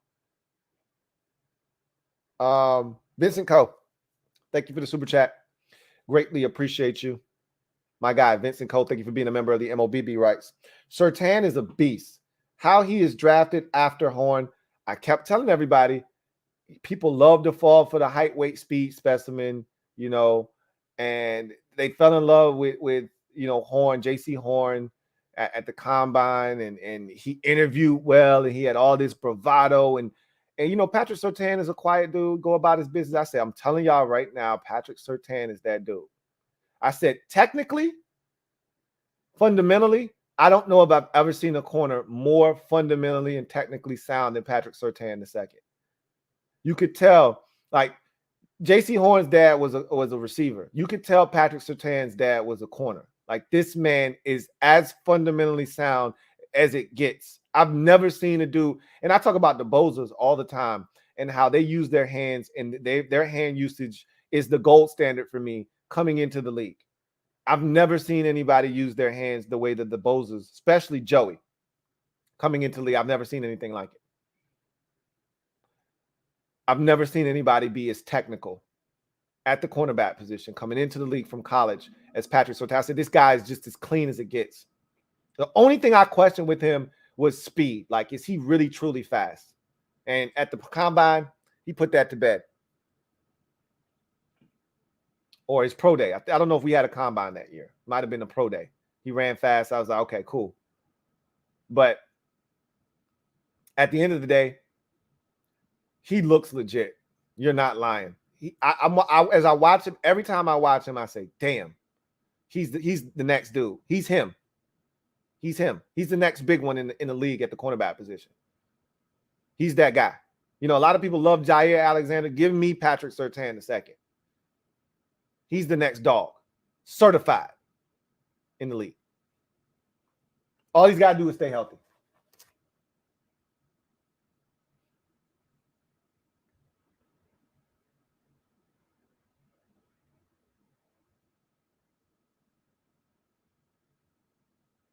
All right. Clap. What are y'all doing? What are y'all doing? What are y'all doing? What are y'all doing? I'm not messing with y'all. I'm not messing with y'all. I'm not doing it. Joe Rockhead J, thank you for the super chat. Greatly appreciate you. Thank you for being a member of the MOBB, who writes, announcer was calling Ryman Draymond. Did he do that really? I didn't catch that, but I mean, it rhymes with it, so I wouldn't be shocked if they did that tonight. I told you he don't have his fastball no more, so he being Al Michaels, so I wouldn't be shocked if he did do that at some point. Big Money Sonny, thank you for the super chat. Greatly appreciate you. Thank you for being a member of the MOBB. Who writes, when did Thursday Night Football become the new Monday Night Football? Trash, but I really did want the game to go longer. Next Thursday is going to be bad, Lou. Salutes to clapping cheeks. I'm not doing that. We're not doing that. We're not doing that.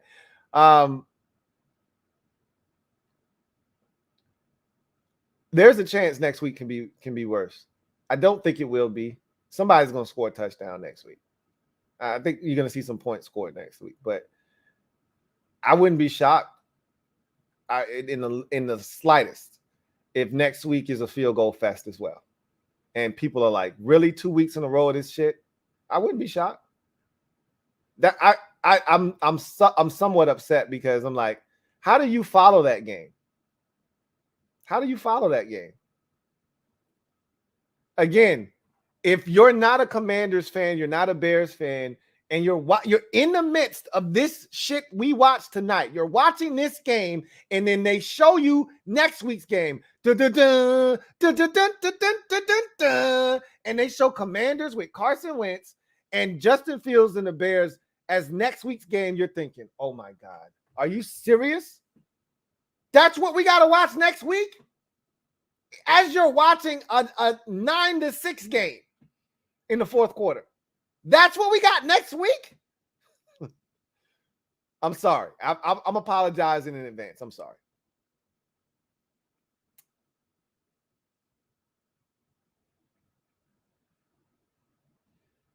The Black Al B, thank you for the super chat.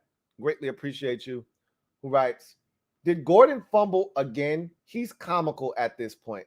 He did fumble, but they ruled him down.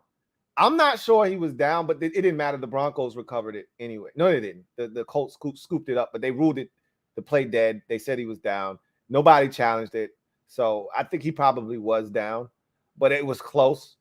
Closer than you would like. First of all, when you're a fumbler, I don't care if you're down. I don't want to see the ball on the ground. Period. End of discussion. And, you know, it was funny. They were talking about, you know, trying to show him before the game. I'm like, he's not holding the ball any different. This shit isn't high and tight. He's still out here loosey-goosey with the peel. Like, wait, that play where he got flipped over, the shit was out here like this. I'm like, he's still out here negligent with the rock. Why would I don't, and this is why I'm like, Nathaniel Hackett doesn't get it. He doesn't get it. Why would you get inside? Once I get inside the 30, hey, Mike Boone, you in. Come on. No, Melvin, come on out the game, man. Shit, come on. Melvin Gordon, once I get past midfield, he wouldn't see the ball. He damn sure ain't seen it inside the red zone. I get inside the 30. Once we got points, field goal range, all right, he out of the game. You got to come out. I don't trust him at all. He's a walking fumble. And he continues to put him in the game and give him opportunities. Bless his heart. Couldn't be me. Young Free, thank you for the super chat. Greatly appreciate you. Who writes, Broncos defense got to be sick. Got to be. And they don't deserve this. They don't deserve this. They should be 4-1 right now. They should have lost to the Raiders last week.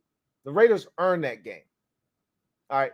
Again, they didn't do anything wrong on the Melvin Gordon, the third fumble that was scooped up and run back 76 yards for a touchdown. The defense ain't doing anything wrong, but the defense had ample opportunities in that game to make some game-changing plays, and they did.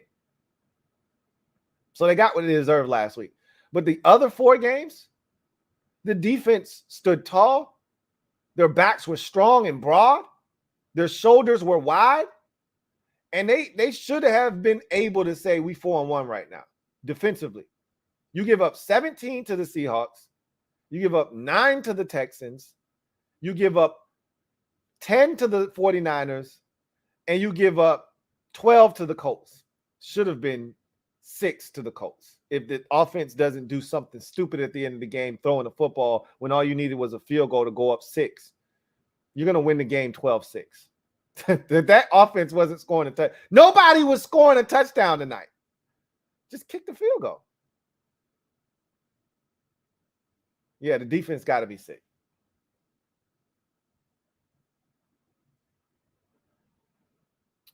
Vincent Cole, thank you for the super chat. Greatly appreciate you. Double up. Thank you for doubling up. Vincent Cole, who writes, ain't got nothing else to say right now. Let's ride. You know what? That I talked about people hating on Russ, and it's stuff like that that gets under people's skin with him too. You know, it's an easy target. It's low-hanging fruit. I don't see anything wrong with it, but if you don't like him, then you pick on him for stuff like that. Let's ride.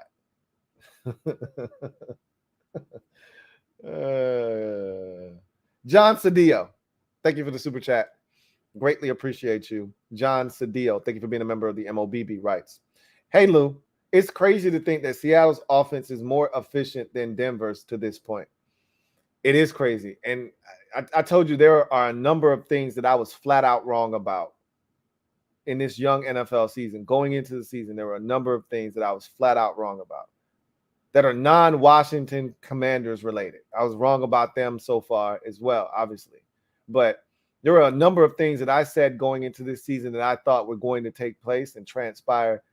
And one of the biggest things that I was hell-bent on, like, you couldn't convince me otherwise, was Seattle was going to suck this year. You got Geno Smith and Drew Lock battling it out in training camp for the right to be called the starter of the Seattle Seahawks. There's no way you win this season. I think the best thing that happened in Seattle was Drew Lock getting COVID. When he was supposed to start the second preseason game, he got COVID, and Geno Smith had to start that game, and that pretty much sealed it. Geno Smith was the starter. He probably was going to win the job anyway because he had been there longer. He knew the system. They were more comfortable with him. But Drew Lock was going to have an opportunity. And if he goes out and balls in that second preseason game, who's to say that they don't decide to go with Drew Lock instead? But Geno got the reps. He took advantage. And their offense has been way more efficient. They've been one of the more efficient offenses, aside from the Week 2 game against San Francisco when they essentially got shut out as an offense. Their only points came on a blocked field goal that they returned for a touchdown. Outside of that game in Week 2, they've been pretty damn efficient. They were efficient in Week 1. Despite not scoring a ton of points, they were very efficient in Week 1 against Denver. You know, that was when Geno blessed us with the infamous line, you know, they wrote me off, but I ain't right back, though. Week 3 against Atlanta, the defense, again, isn't very good in Seattle, but they were able to move the football.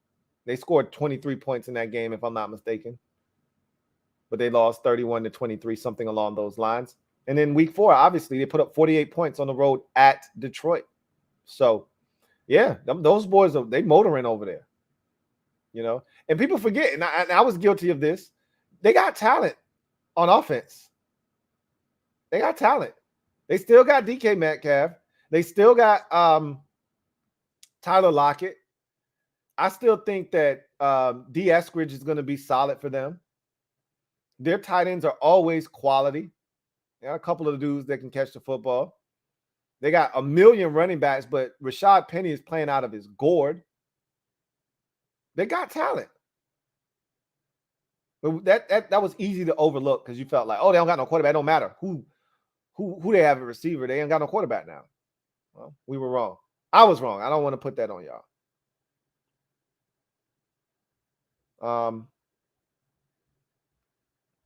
Let's see. Big Money Sonny. Thank you for the super chat. Greatly appreciate you. My guy, Big Money Sonny, writes, Hustle Wilson is a cornball brother, Lou. Keep it real. But seriously, you don't think the Colts defense had a hand in the matter of poor hustle play? Yeah, they did. Absolutely, they did. Because the Raiders aren't very good defensively, and that's part of the reason why he was able to get off last week and make this offense look like it was turning a corner. Sure, absolutely. The Colts are good defensively. Let's not they stymied the Chiefs a couple of weeks ago. This is the same Chiefs offense that I talked about, or same Chiefs offense that I just talked about the Bucs defense being the best in football, and they go to Tampa Bay and they put up 41 points. That same Chiefs offense went to Indy and got their asses kicked and lost that football game to the Colts, 24-20? Something along those lines. 20-17, something like that. So, yeah, absolutely. I think it was 24-20. I think they scored 20 whole points against the Indianapolis Colts. So, yeah, I do think the Colts had something to do with that, their defense. Absolutely. That doesn't take away from the fact that they still got to be better. But, yeah, the Colts are good defensively. Make no mistake about it.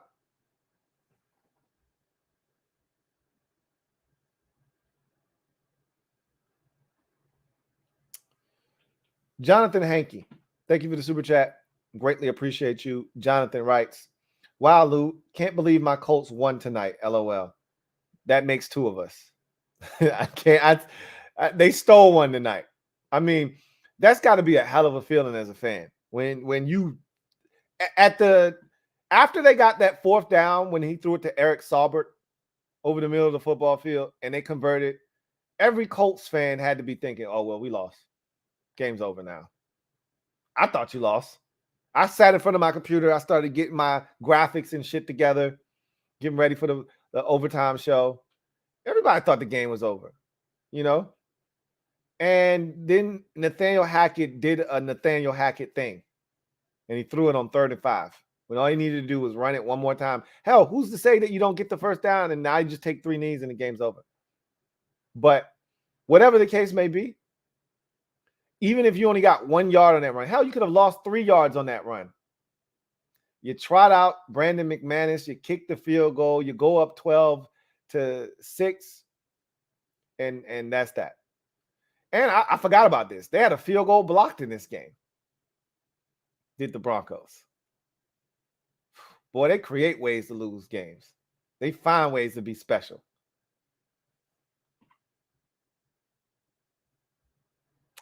Mr. Liberty, thank you for the super chat. Greatly appreciate you. Thank you for being a member of the MOBB. Mr. Liberty writes, Russ is not a Hall of Famer. He is a fraud. Sorry to tell you this. Sorry to break the news to you, Mr. Liberty. Russell Wilson is going into the Hall of Fame. Sorry to break that news to you. But he is definitely going into the Hall of Fame when his career is over. The only thing that he doesn't have, but this isn't the NBA. You don't have to have every single accolade box checked.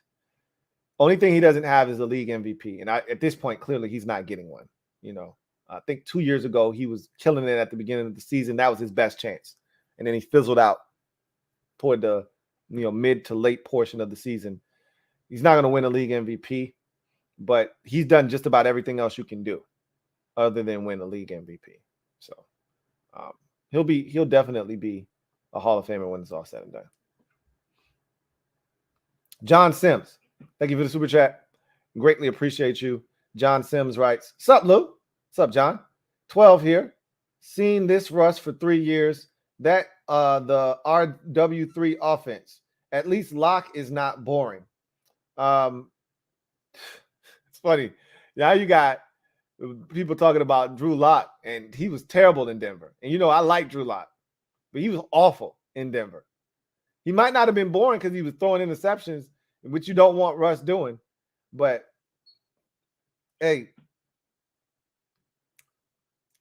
I think Russ is going to turn it around. I don't trust Nathaniel Hackett at all, but we'll see. And this is a Seahawks fan. John Sims is a Seahawks fan, and he's saying, look, Russ was on the decline for 3 years now. Y'all just got hip to the game. But I was watching him every week. If you say so, I'd much, rather listen to you because you watched him every day. You lived through it. I was outside. I was on the outside looking in. So if you tell me that this was coming, this was 3 years in the making, okay, I buy it. I buy it. Jonathan Hankey, thank you for the super chat. Greatly appreciate you. Double up.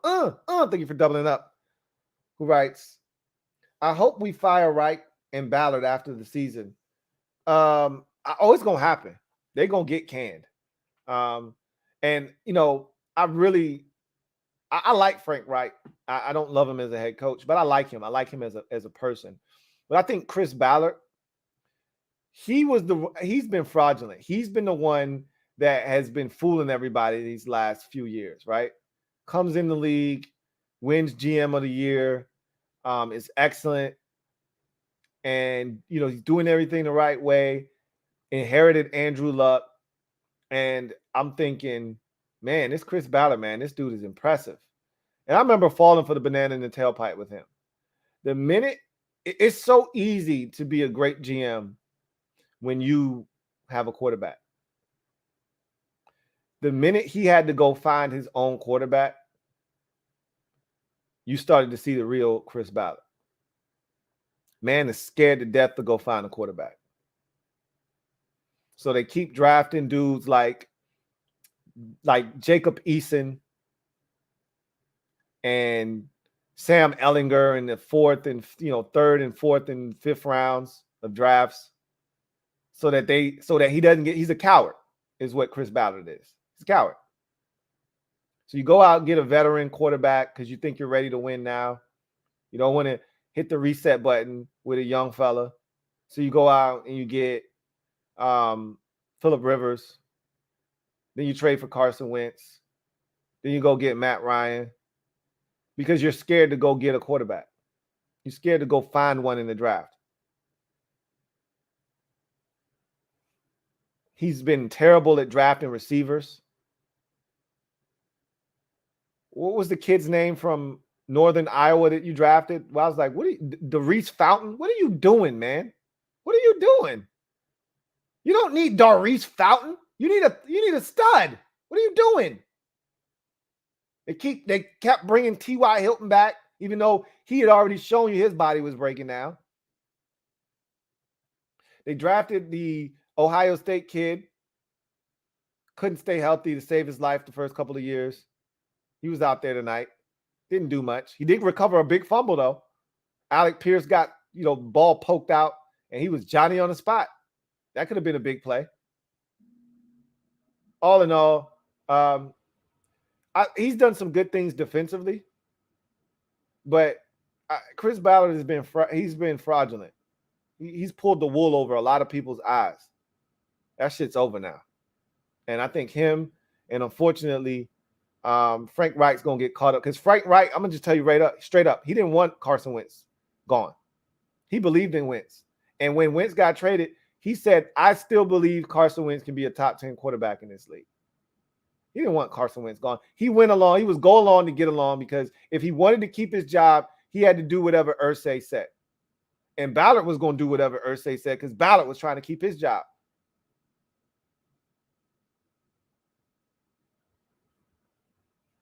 I think both of them are gone this offseason. We'll see, though.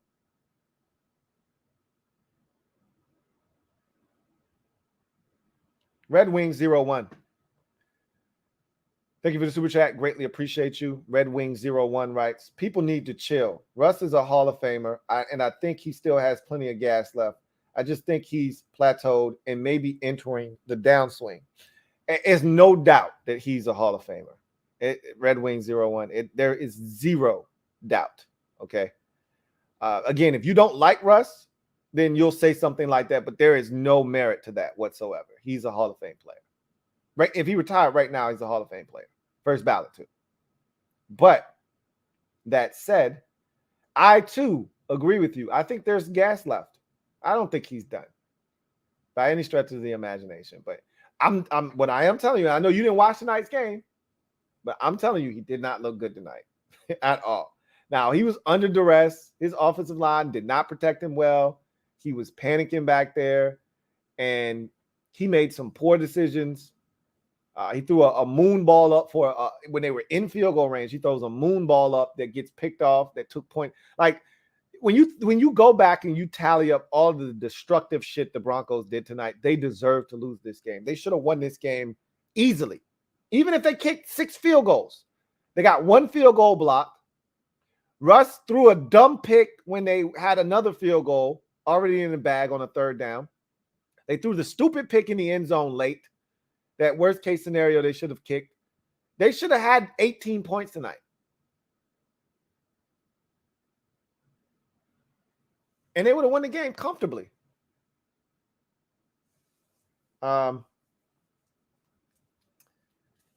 He could be hitting this downswing. He could be. I don't think we've gotten there yet, but it could be. You never know.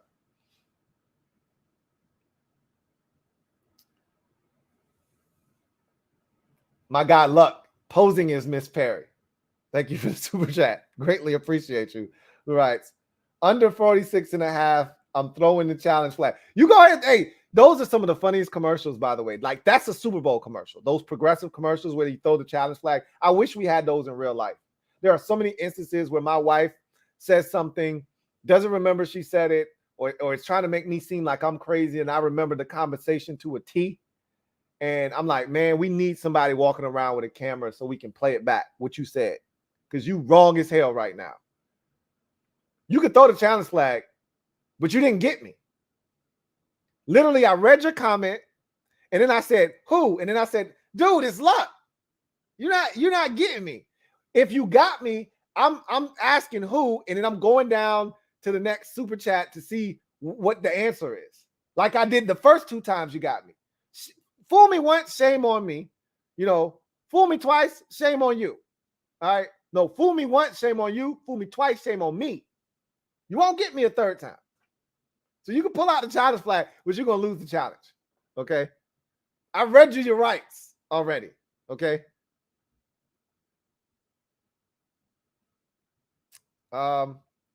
Red Wings 01. Thank you for the super chat. Greatly appreciate you. Who writes, heck, I think he has a legit case for top 10 all time. I don't know about that. I don't think he cracks the top 10 all time. but he's in the top 25 quarterbacks of all time. I'm pretty sure if we made a list of the top 20 to 25 quarterbacks in the NFL in all time, he'd be in that discussion for sure. Top 10, I don't think he'd be in that discussion. But because there are guys playing right now that are better than him. Patrick Mahomes is better than Russell Wilson. You know what I'm saying? Aaron Rodgers is better than Russell Wilson. So there are guys that are his contemporaries that are still playing right now that are better than him. And then you know we don't need to go down the list of the Peyton Mannings, the Tom Brady's better than him. You know what I'm saying? Like he's not top 10, but I think he's top 20, top 25, somewhere in that neighborhood in his career when it's all said and done.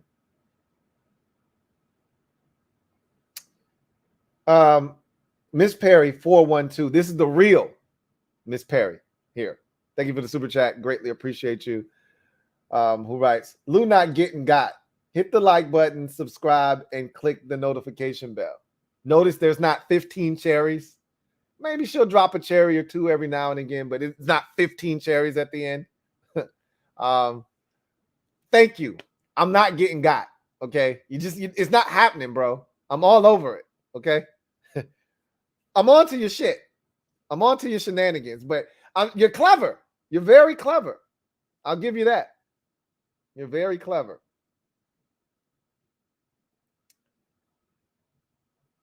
Luck writes, first of all, thank you for the super chat. Greatly appreciate you. Who writes, you like my wrench though, right? Yeah, it's dope. I like it. It's cool. It's cool. Jermichael Finley. Thank you, Mr. Breeze 68. Jermichael Finley is the tight end that couldn't stand Aaron Rodgers. That would talk shit every chance he got when it came to Aaron Rodgers. So, thank you for that, Mr. Breeze 68. I was busting my brain trying to think of who it was. I couldn't think of it. Big Money Sonny, thank you for the super chat. Greatly appreciate you. Who writes, that was classic Lou versus Luck. You tough, Lou, but you did slip up. You just didn't fall completely. Nice rebound. Can't wait to see what Luck has next. He's not going to get me. He's not going to get me. And I told you that was as clever as he's gotten yet. That was as clever because he went to the lengths of doing the whole like, share, and subscribe thing. He did his best. But there were signs. And I've run through the red lights and the stop signs before with him because I was gullible then. You're only going to get me a couple of times before I catch on. I told you, I'm on high alert now. He'll never get me again. Never. And you can put that in all caps.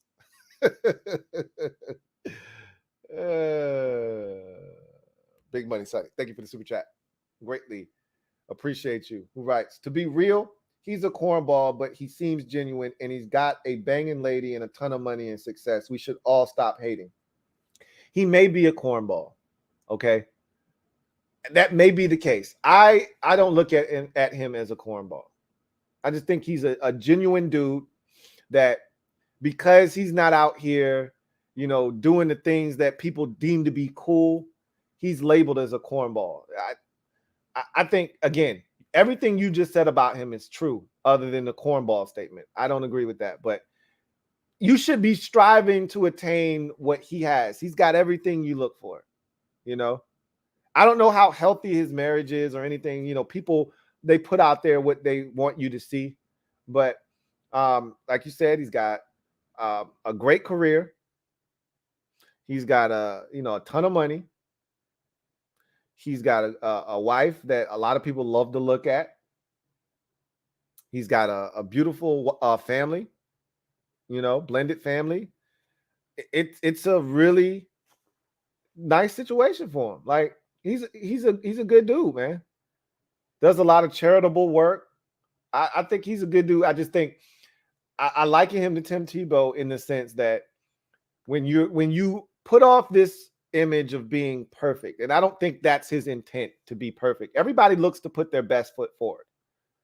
That's what you strive to do, is to put your best foot forward every single time. And, you know, the every time he finished a press conference or an interview, he would say, "Go Hawks." I think that annoyed people. Oh, he's such a cornball. He's so whack.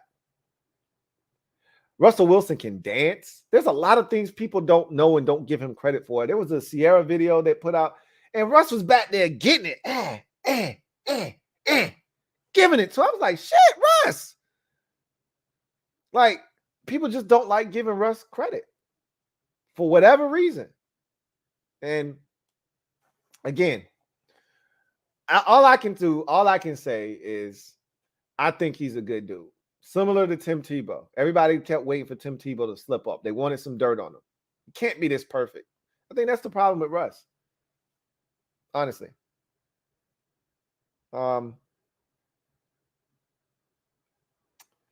Vincent Coe, thank you for the super chat. Greatly appreciate you. Vincent Coe writes, Colts always be drafting players on nobody's radar. Yeah, they do. But we can say the same thing about your Seahawks. Always drafting players that's on nobody's radar. But you're right about that. Like, they go out of the way, you know, to draft, like the kid they have on special teams. I think his name is Speed at linebacker. Like, he went to like San Antonio State of the Latter-day Saints school. Like, I just made that up, right? He went to a really small school. Like, I remember when I was doing the film breakdown, it was like I was watching a high school footage from like 1996 on a VHS recording or something. Like, that's how small the school was that he went to. But if you can play, they'll find you. But yeah, they go out of their way to try to be different and unique. Not all the time, but yeah. Tony P56, thank you for the super chat. Greatly appreciate you. My guy, Tony P56 writes, double up, thank you for doubling up, Tony P, who writes, he going morph into Louie, and we won't be able to tell who the real Lou is. And Lou, how YouTube gonna put your ads in your live? I got y'all. So on my screen, I didn't know how it worked, right? I didn't know how it worked. But YouTube, I guess they've made this new feature where you can insert ads in live streams now. So on my screen, it keeps showing up. This box keeps showing up and it says, hey.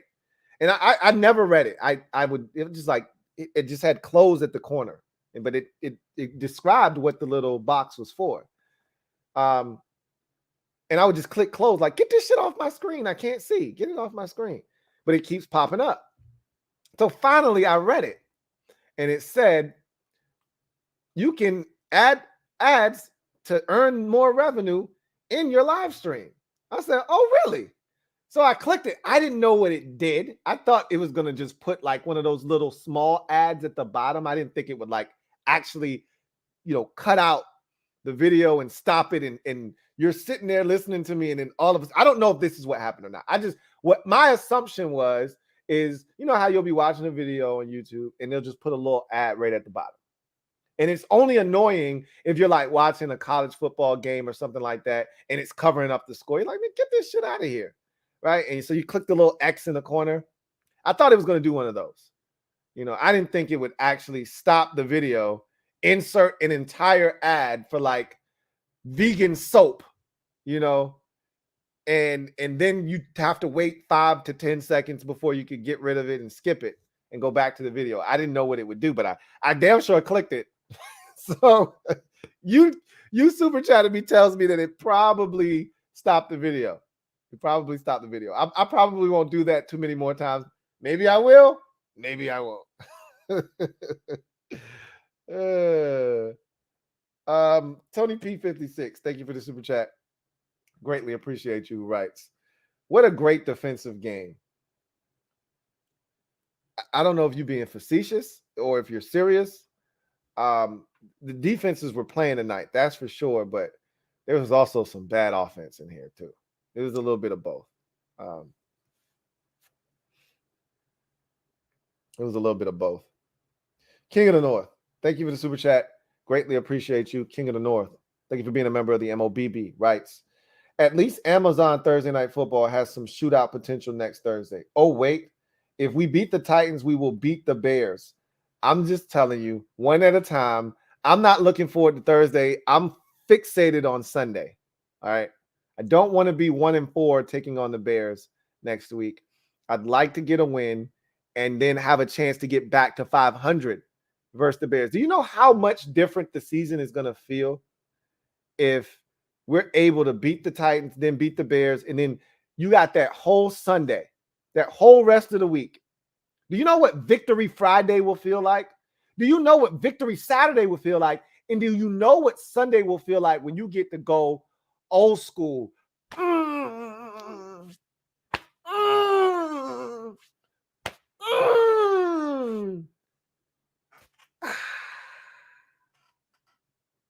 On Sunday, you just sit back, kick off your shoes and relax your feet and just watch the rest of these teams beat the hell out of each other. And you already got yours.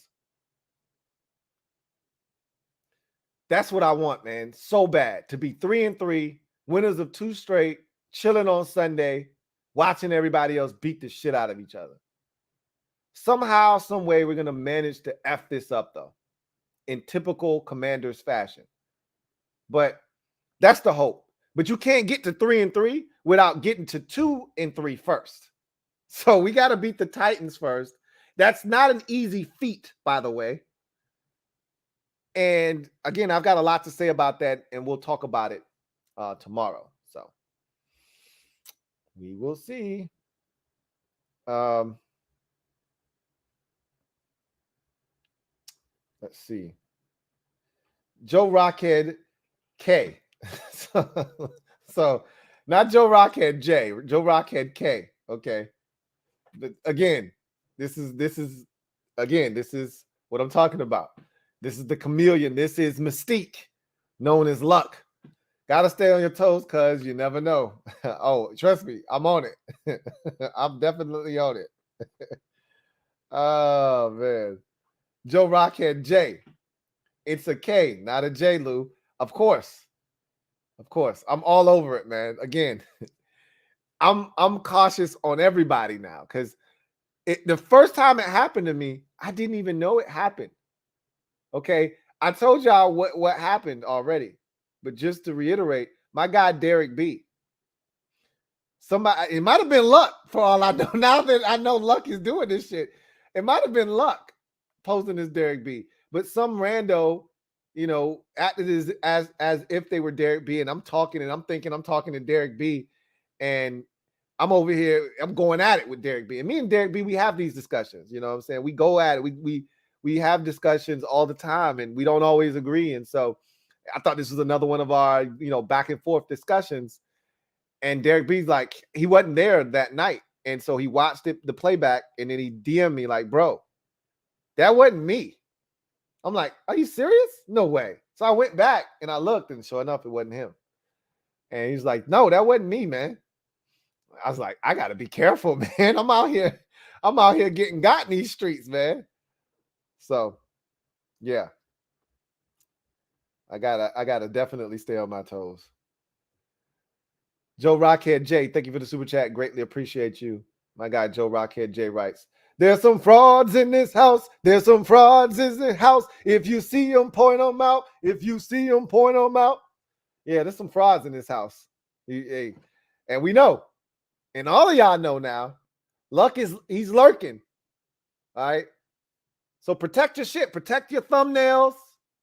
Protect your name. Because Luck is out here lurking, man.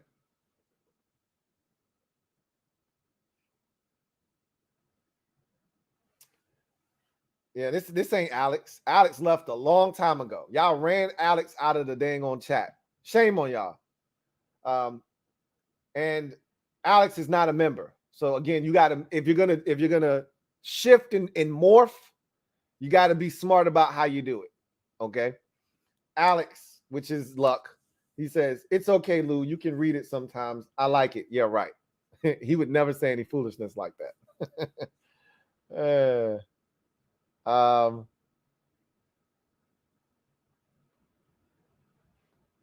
All right. Havoc 6927. Thank you for the super chat. Greatly appreciate you. Havoc writes, Broncos play Chargers next Monday night. Man, stop playing. Don't say that shit to me, man. Stop playing, man. I got to go look this shit up. Havoc. What you talking about, Havoc? Don't play with me like that, man. Havoc. Come on, man. I'm about to look this shit up. Come on, man. Don't play with me like that. Havoc. I'm about to look it up. You can stop me. Don't play with me, Havoc. Don't play with me, man. All right, I'm going in. Please, please, please don't tell me that we got to watch this shit again next week.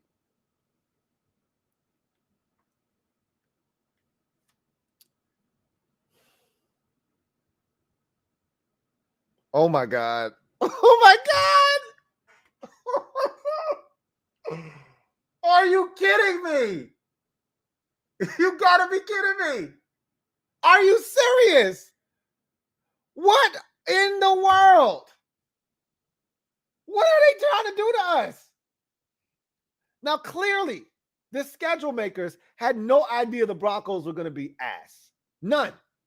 So I'm not going to kill them. But you got to space this shit out, man.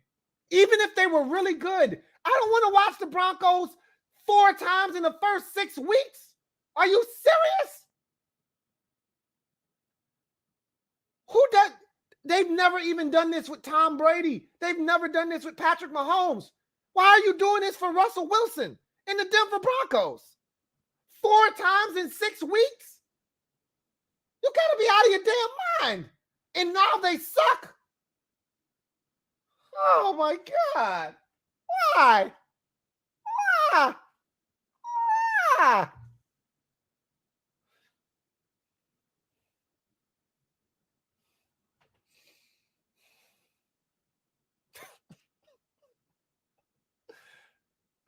If I was a little kid, I would cry right now. I would really cry real tears right now.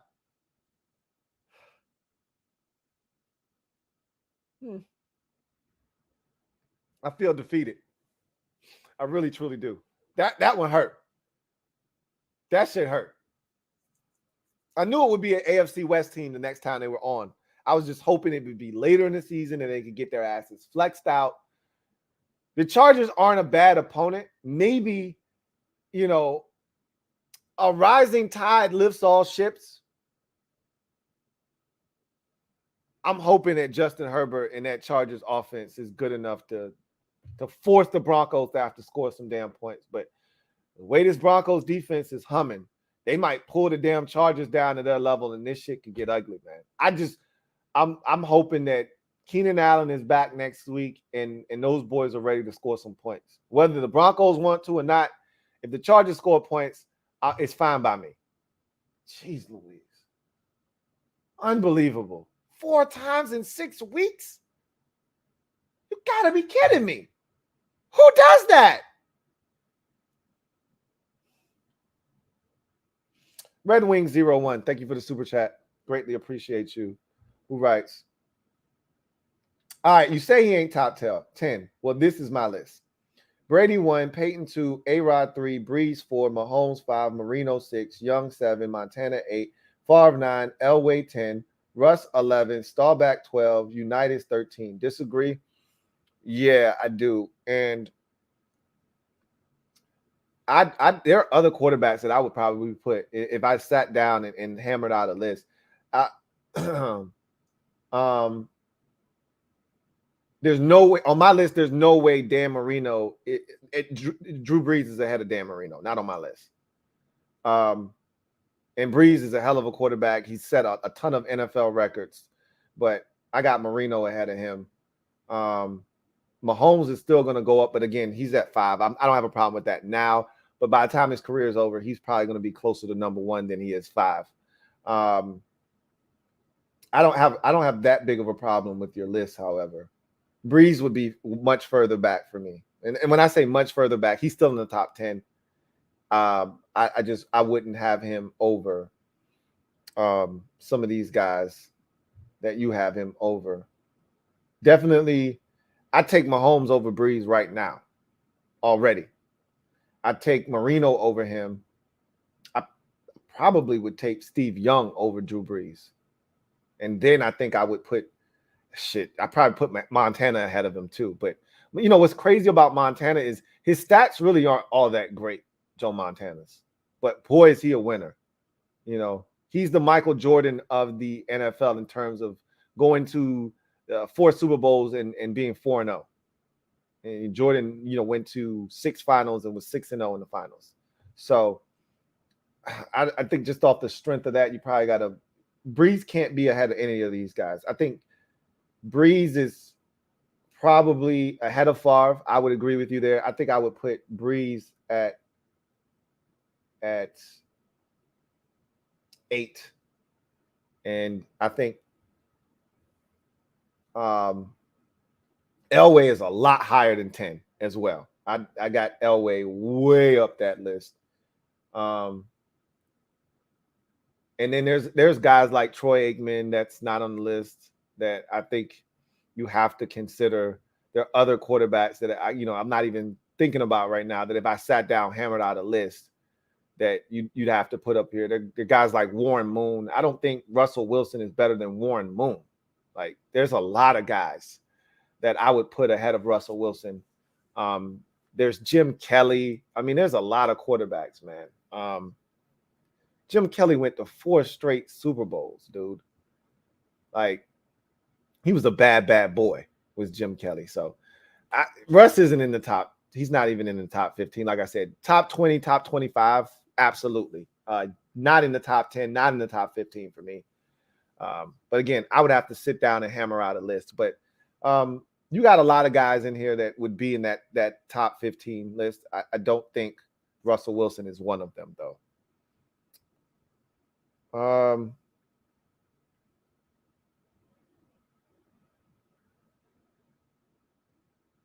Metaphor, thank you for the super chat.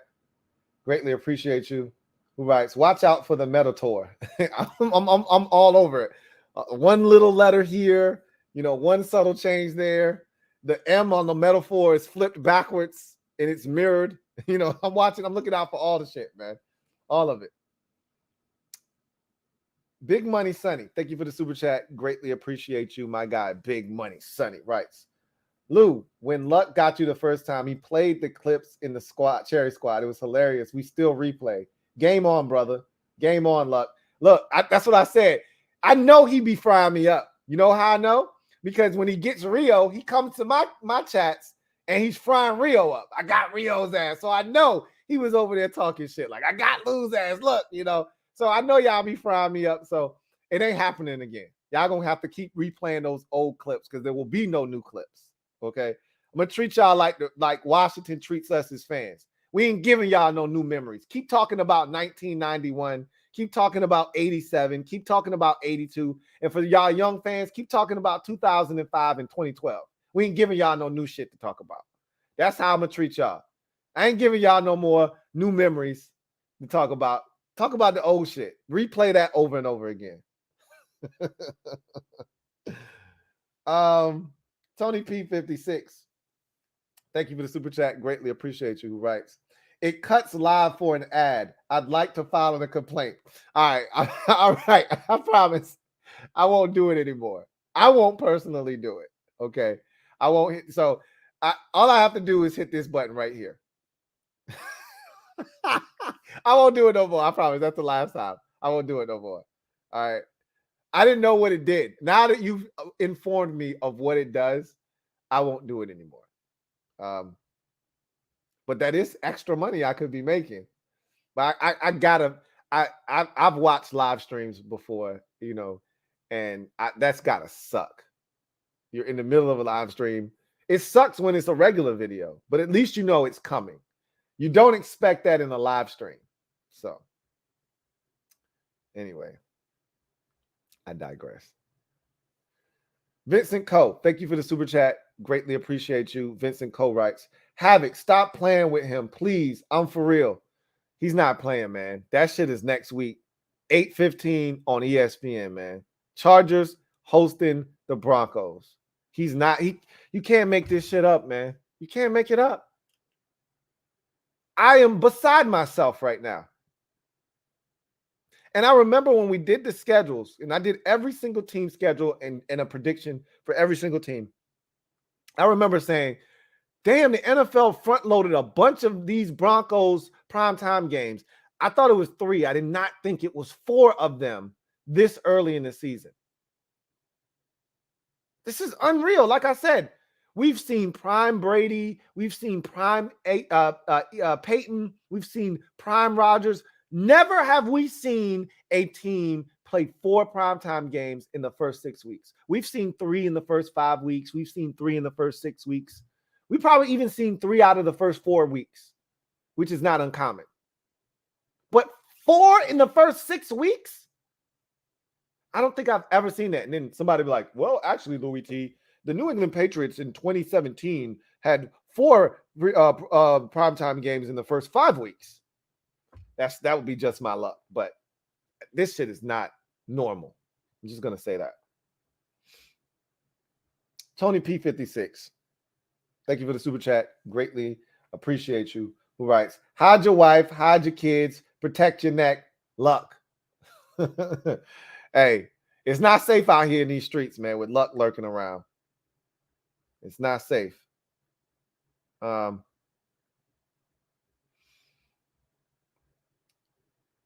Metaphor, thank you for the super chat. Greatly appreciate you. Double up. You might have already doubled up, but feel like this is a double up. Who writes, Monday Night Football, maybe for the ratings, women like cooking shows. Maybe. And hey, Russ knows how to do one thing. He knows how to cook. Right now, he's cooking up crack, but he knows how to cook. We'll see. Let's see. Luck, thank you for the super chat. Greatly appreciate you. My man Luck writes, my name Kodak Black, but when you see me, I'm white. I think you've said that one before. I think you've said that one before, but it's good to see you as yourself. Doesn't happen very often.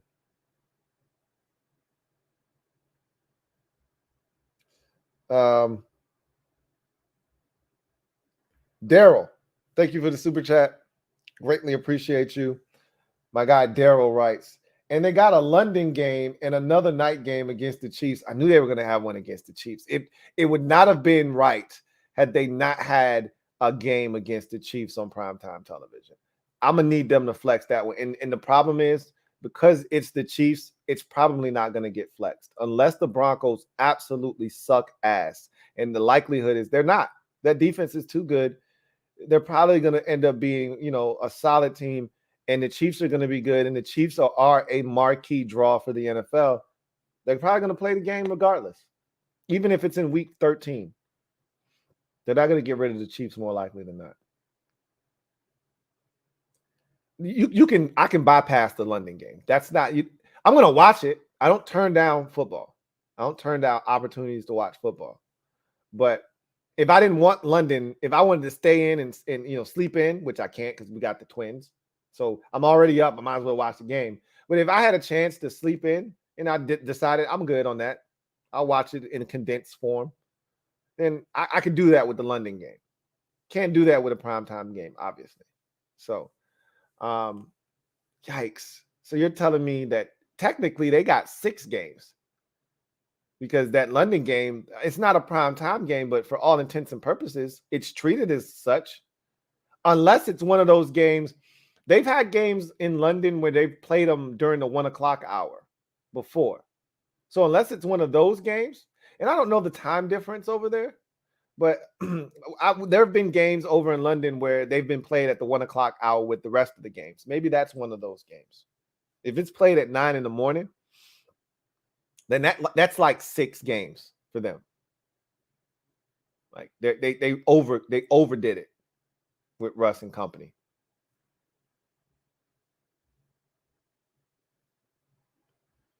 Big Money Sonny, thank you for the super chat. Greatly appreciate you. My guy, Big Money Sonny writes, Yankees, let's effing go, Lou. How do you think you'll play? I mean, how do I think they'll play? The Yankees?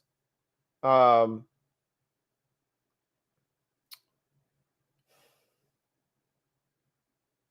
glad Judge got his 60-second home run. I am glad that happened. I'm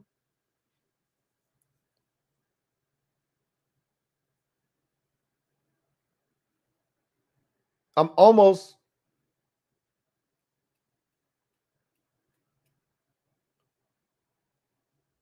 hold on a second. All right. I'm almost curious to see how it plays out. You know what? I need to look at the bracket in the AL. I know the NL bracket because obviously my Braves are in the postseason. I need to see the AL bracket. I just think the Astros are the best team in the AL. So we'll see what happens. Honestly.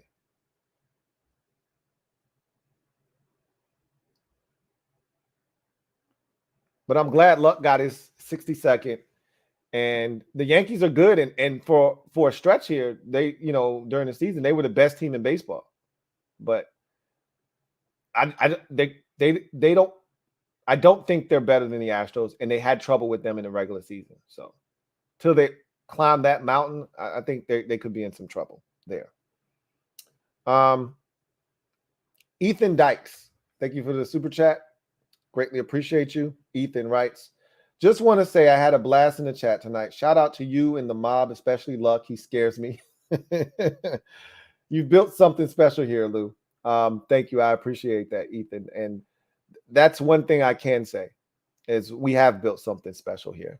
And I do enjoy this quite a bit. And that was the goal. I didn't know it was going to turn into this, but once I saw where it was heading, that was the goal. And I feel like it's mission accomplished. I'm glad you enjoyed yourself tonight. I did as well. Big Money Sonny, thank you for the super chat. Greatly appreciate you. Big Money Sonny writes, hey, Lou, I envy you. Luck be getting me on a weekly basis, sometimes twice on a good day in the Discord. I am ashamed of myself. You should know better than if he keeps getting you over and over again, then you should know better. You shouldn't be able to fall. He shouldn't get you to fall for the banana in the tailpipe. Especially twice in one day. Yeah. Ain't no way. Ain't no way. Joe Rockhead J, thank you for the super chat. Greatly appreciate you. Even when you put that Yankees comment in there, there was a pause. I don't know if you noticed, but I went scrolling up to make sure that there was no space in between Big Money, Sonny. Like I had to make sure that all the time that Big Money is together and then the Sonny is spaced. I had to go back and check just to make sure. Like, okay. He's slick, man. He's slick. Joe Rockhead J writes, Lou equals gravity in space. Ain't nothing falling for nothing. Look, that's how I am now. That's how I'm going to always be from here on out. I can't change. This is always T. Like at this point, I got to be on my P's and Q's, Y's and Z's.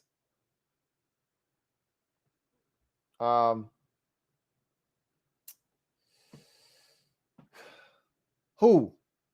So you're going to try to make me say it? Right? Really? You guys are hilarious. Jalen Squirts, thank you for the super chat. Greatly appreciate you. Who writes, gonna get you eventually. Want some Lucky Charms? Oh, man. I can't with y'all. You guys are a mess. So is this game tonight. In improbable fashion, somehow, some way, the Indianapolis Colts managed to win a game that they should have lost 10 times over, 12-9. This will go down as one of the most epic losses in a regular season game by a first-year head coach at home in a very long time. And tomorrow, I can see it now. You thought it was bad on that Tuesday morning after the Monday night game when he decided to kick like a 59-yard field goal instead of, or 60, whatever it was, or whatever the distance was with Brandon McManus, instead of letting Russ cook on 4th and 5. If you thought that overreaction was bad the next day, I can't wait to see how much of a party they're going to have at the expense of Nathaniel Hackett tomorrow. There'll be somebody calling for his job tomorrow. I guarantee you, on one of these shows, whether it's First Take or the Skip and Shannon show, one of these shows, somebody's going to call for his head tomorrow. He's going to get roasted 6 ways to Sunday. And there's going to be a Russ discussion as well about, hey, is Russ done? Is he cooked? All of that's going to be tomorrow. So enjoy that. Enjoy it. Anyway, that's going to do it for me, your man Louie T, here on Thursday Night Football Overtime. Colts get the win 12-9 in overtime. Run their record to 2-2-1 on the season. Meanwhile, the Denver Broncos, after somehow managing to get to 2-1 on the season, have now lost 2 straight and are now 2-3 on the season. And lucky enough for us, we get to watch the Denver Broncos again. Our consolation prize for sitting through this agonizing game where 60 minutes wasn't enough. They decided to give us bonus football that we didn't ask for. We get our consolation prize. We get the Denver Broncos on Monday night again next week. Prime time for the 4th time in 6 weeks. You got to be kidding me. Anyway, I digress. You guys get out of here. Enjoy the rest of your evening. Take care of yourselves. I will see you for the podcast tomorrow. God bless and good night. LouieTeeNetwork.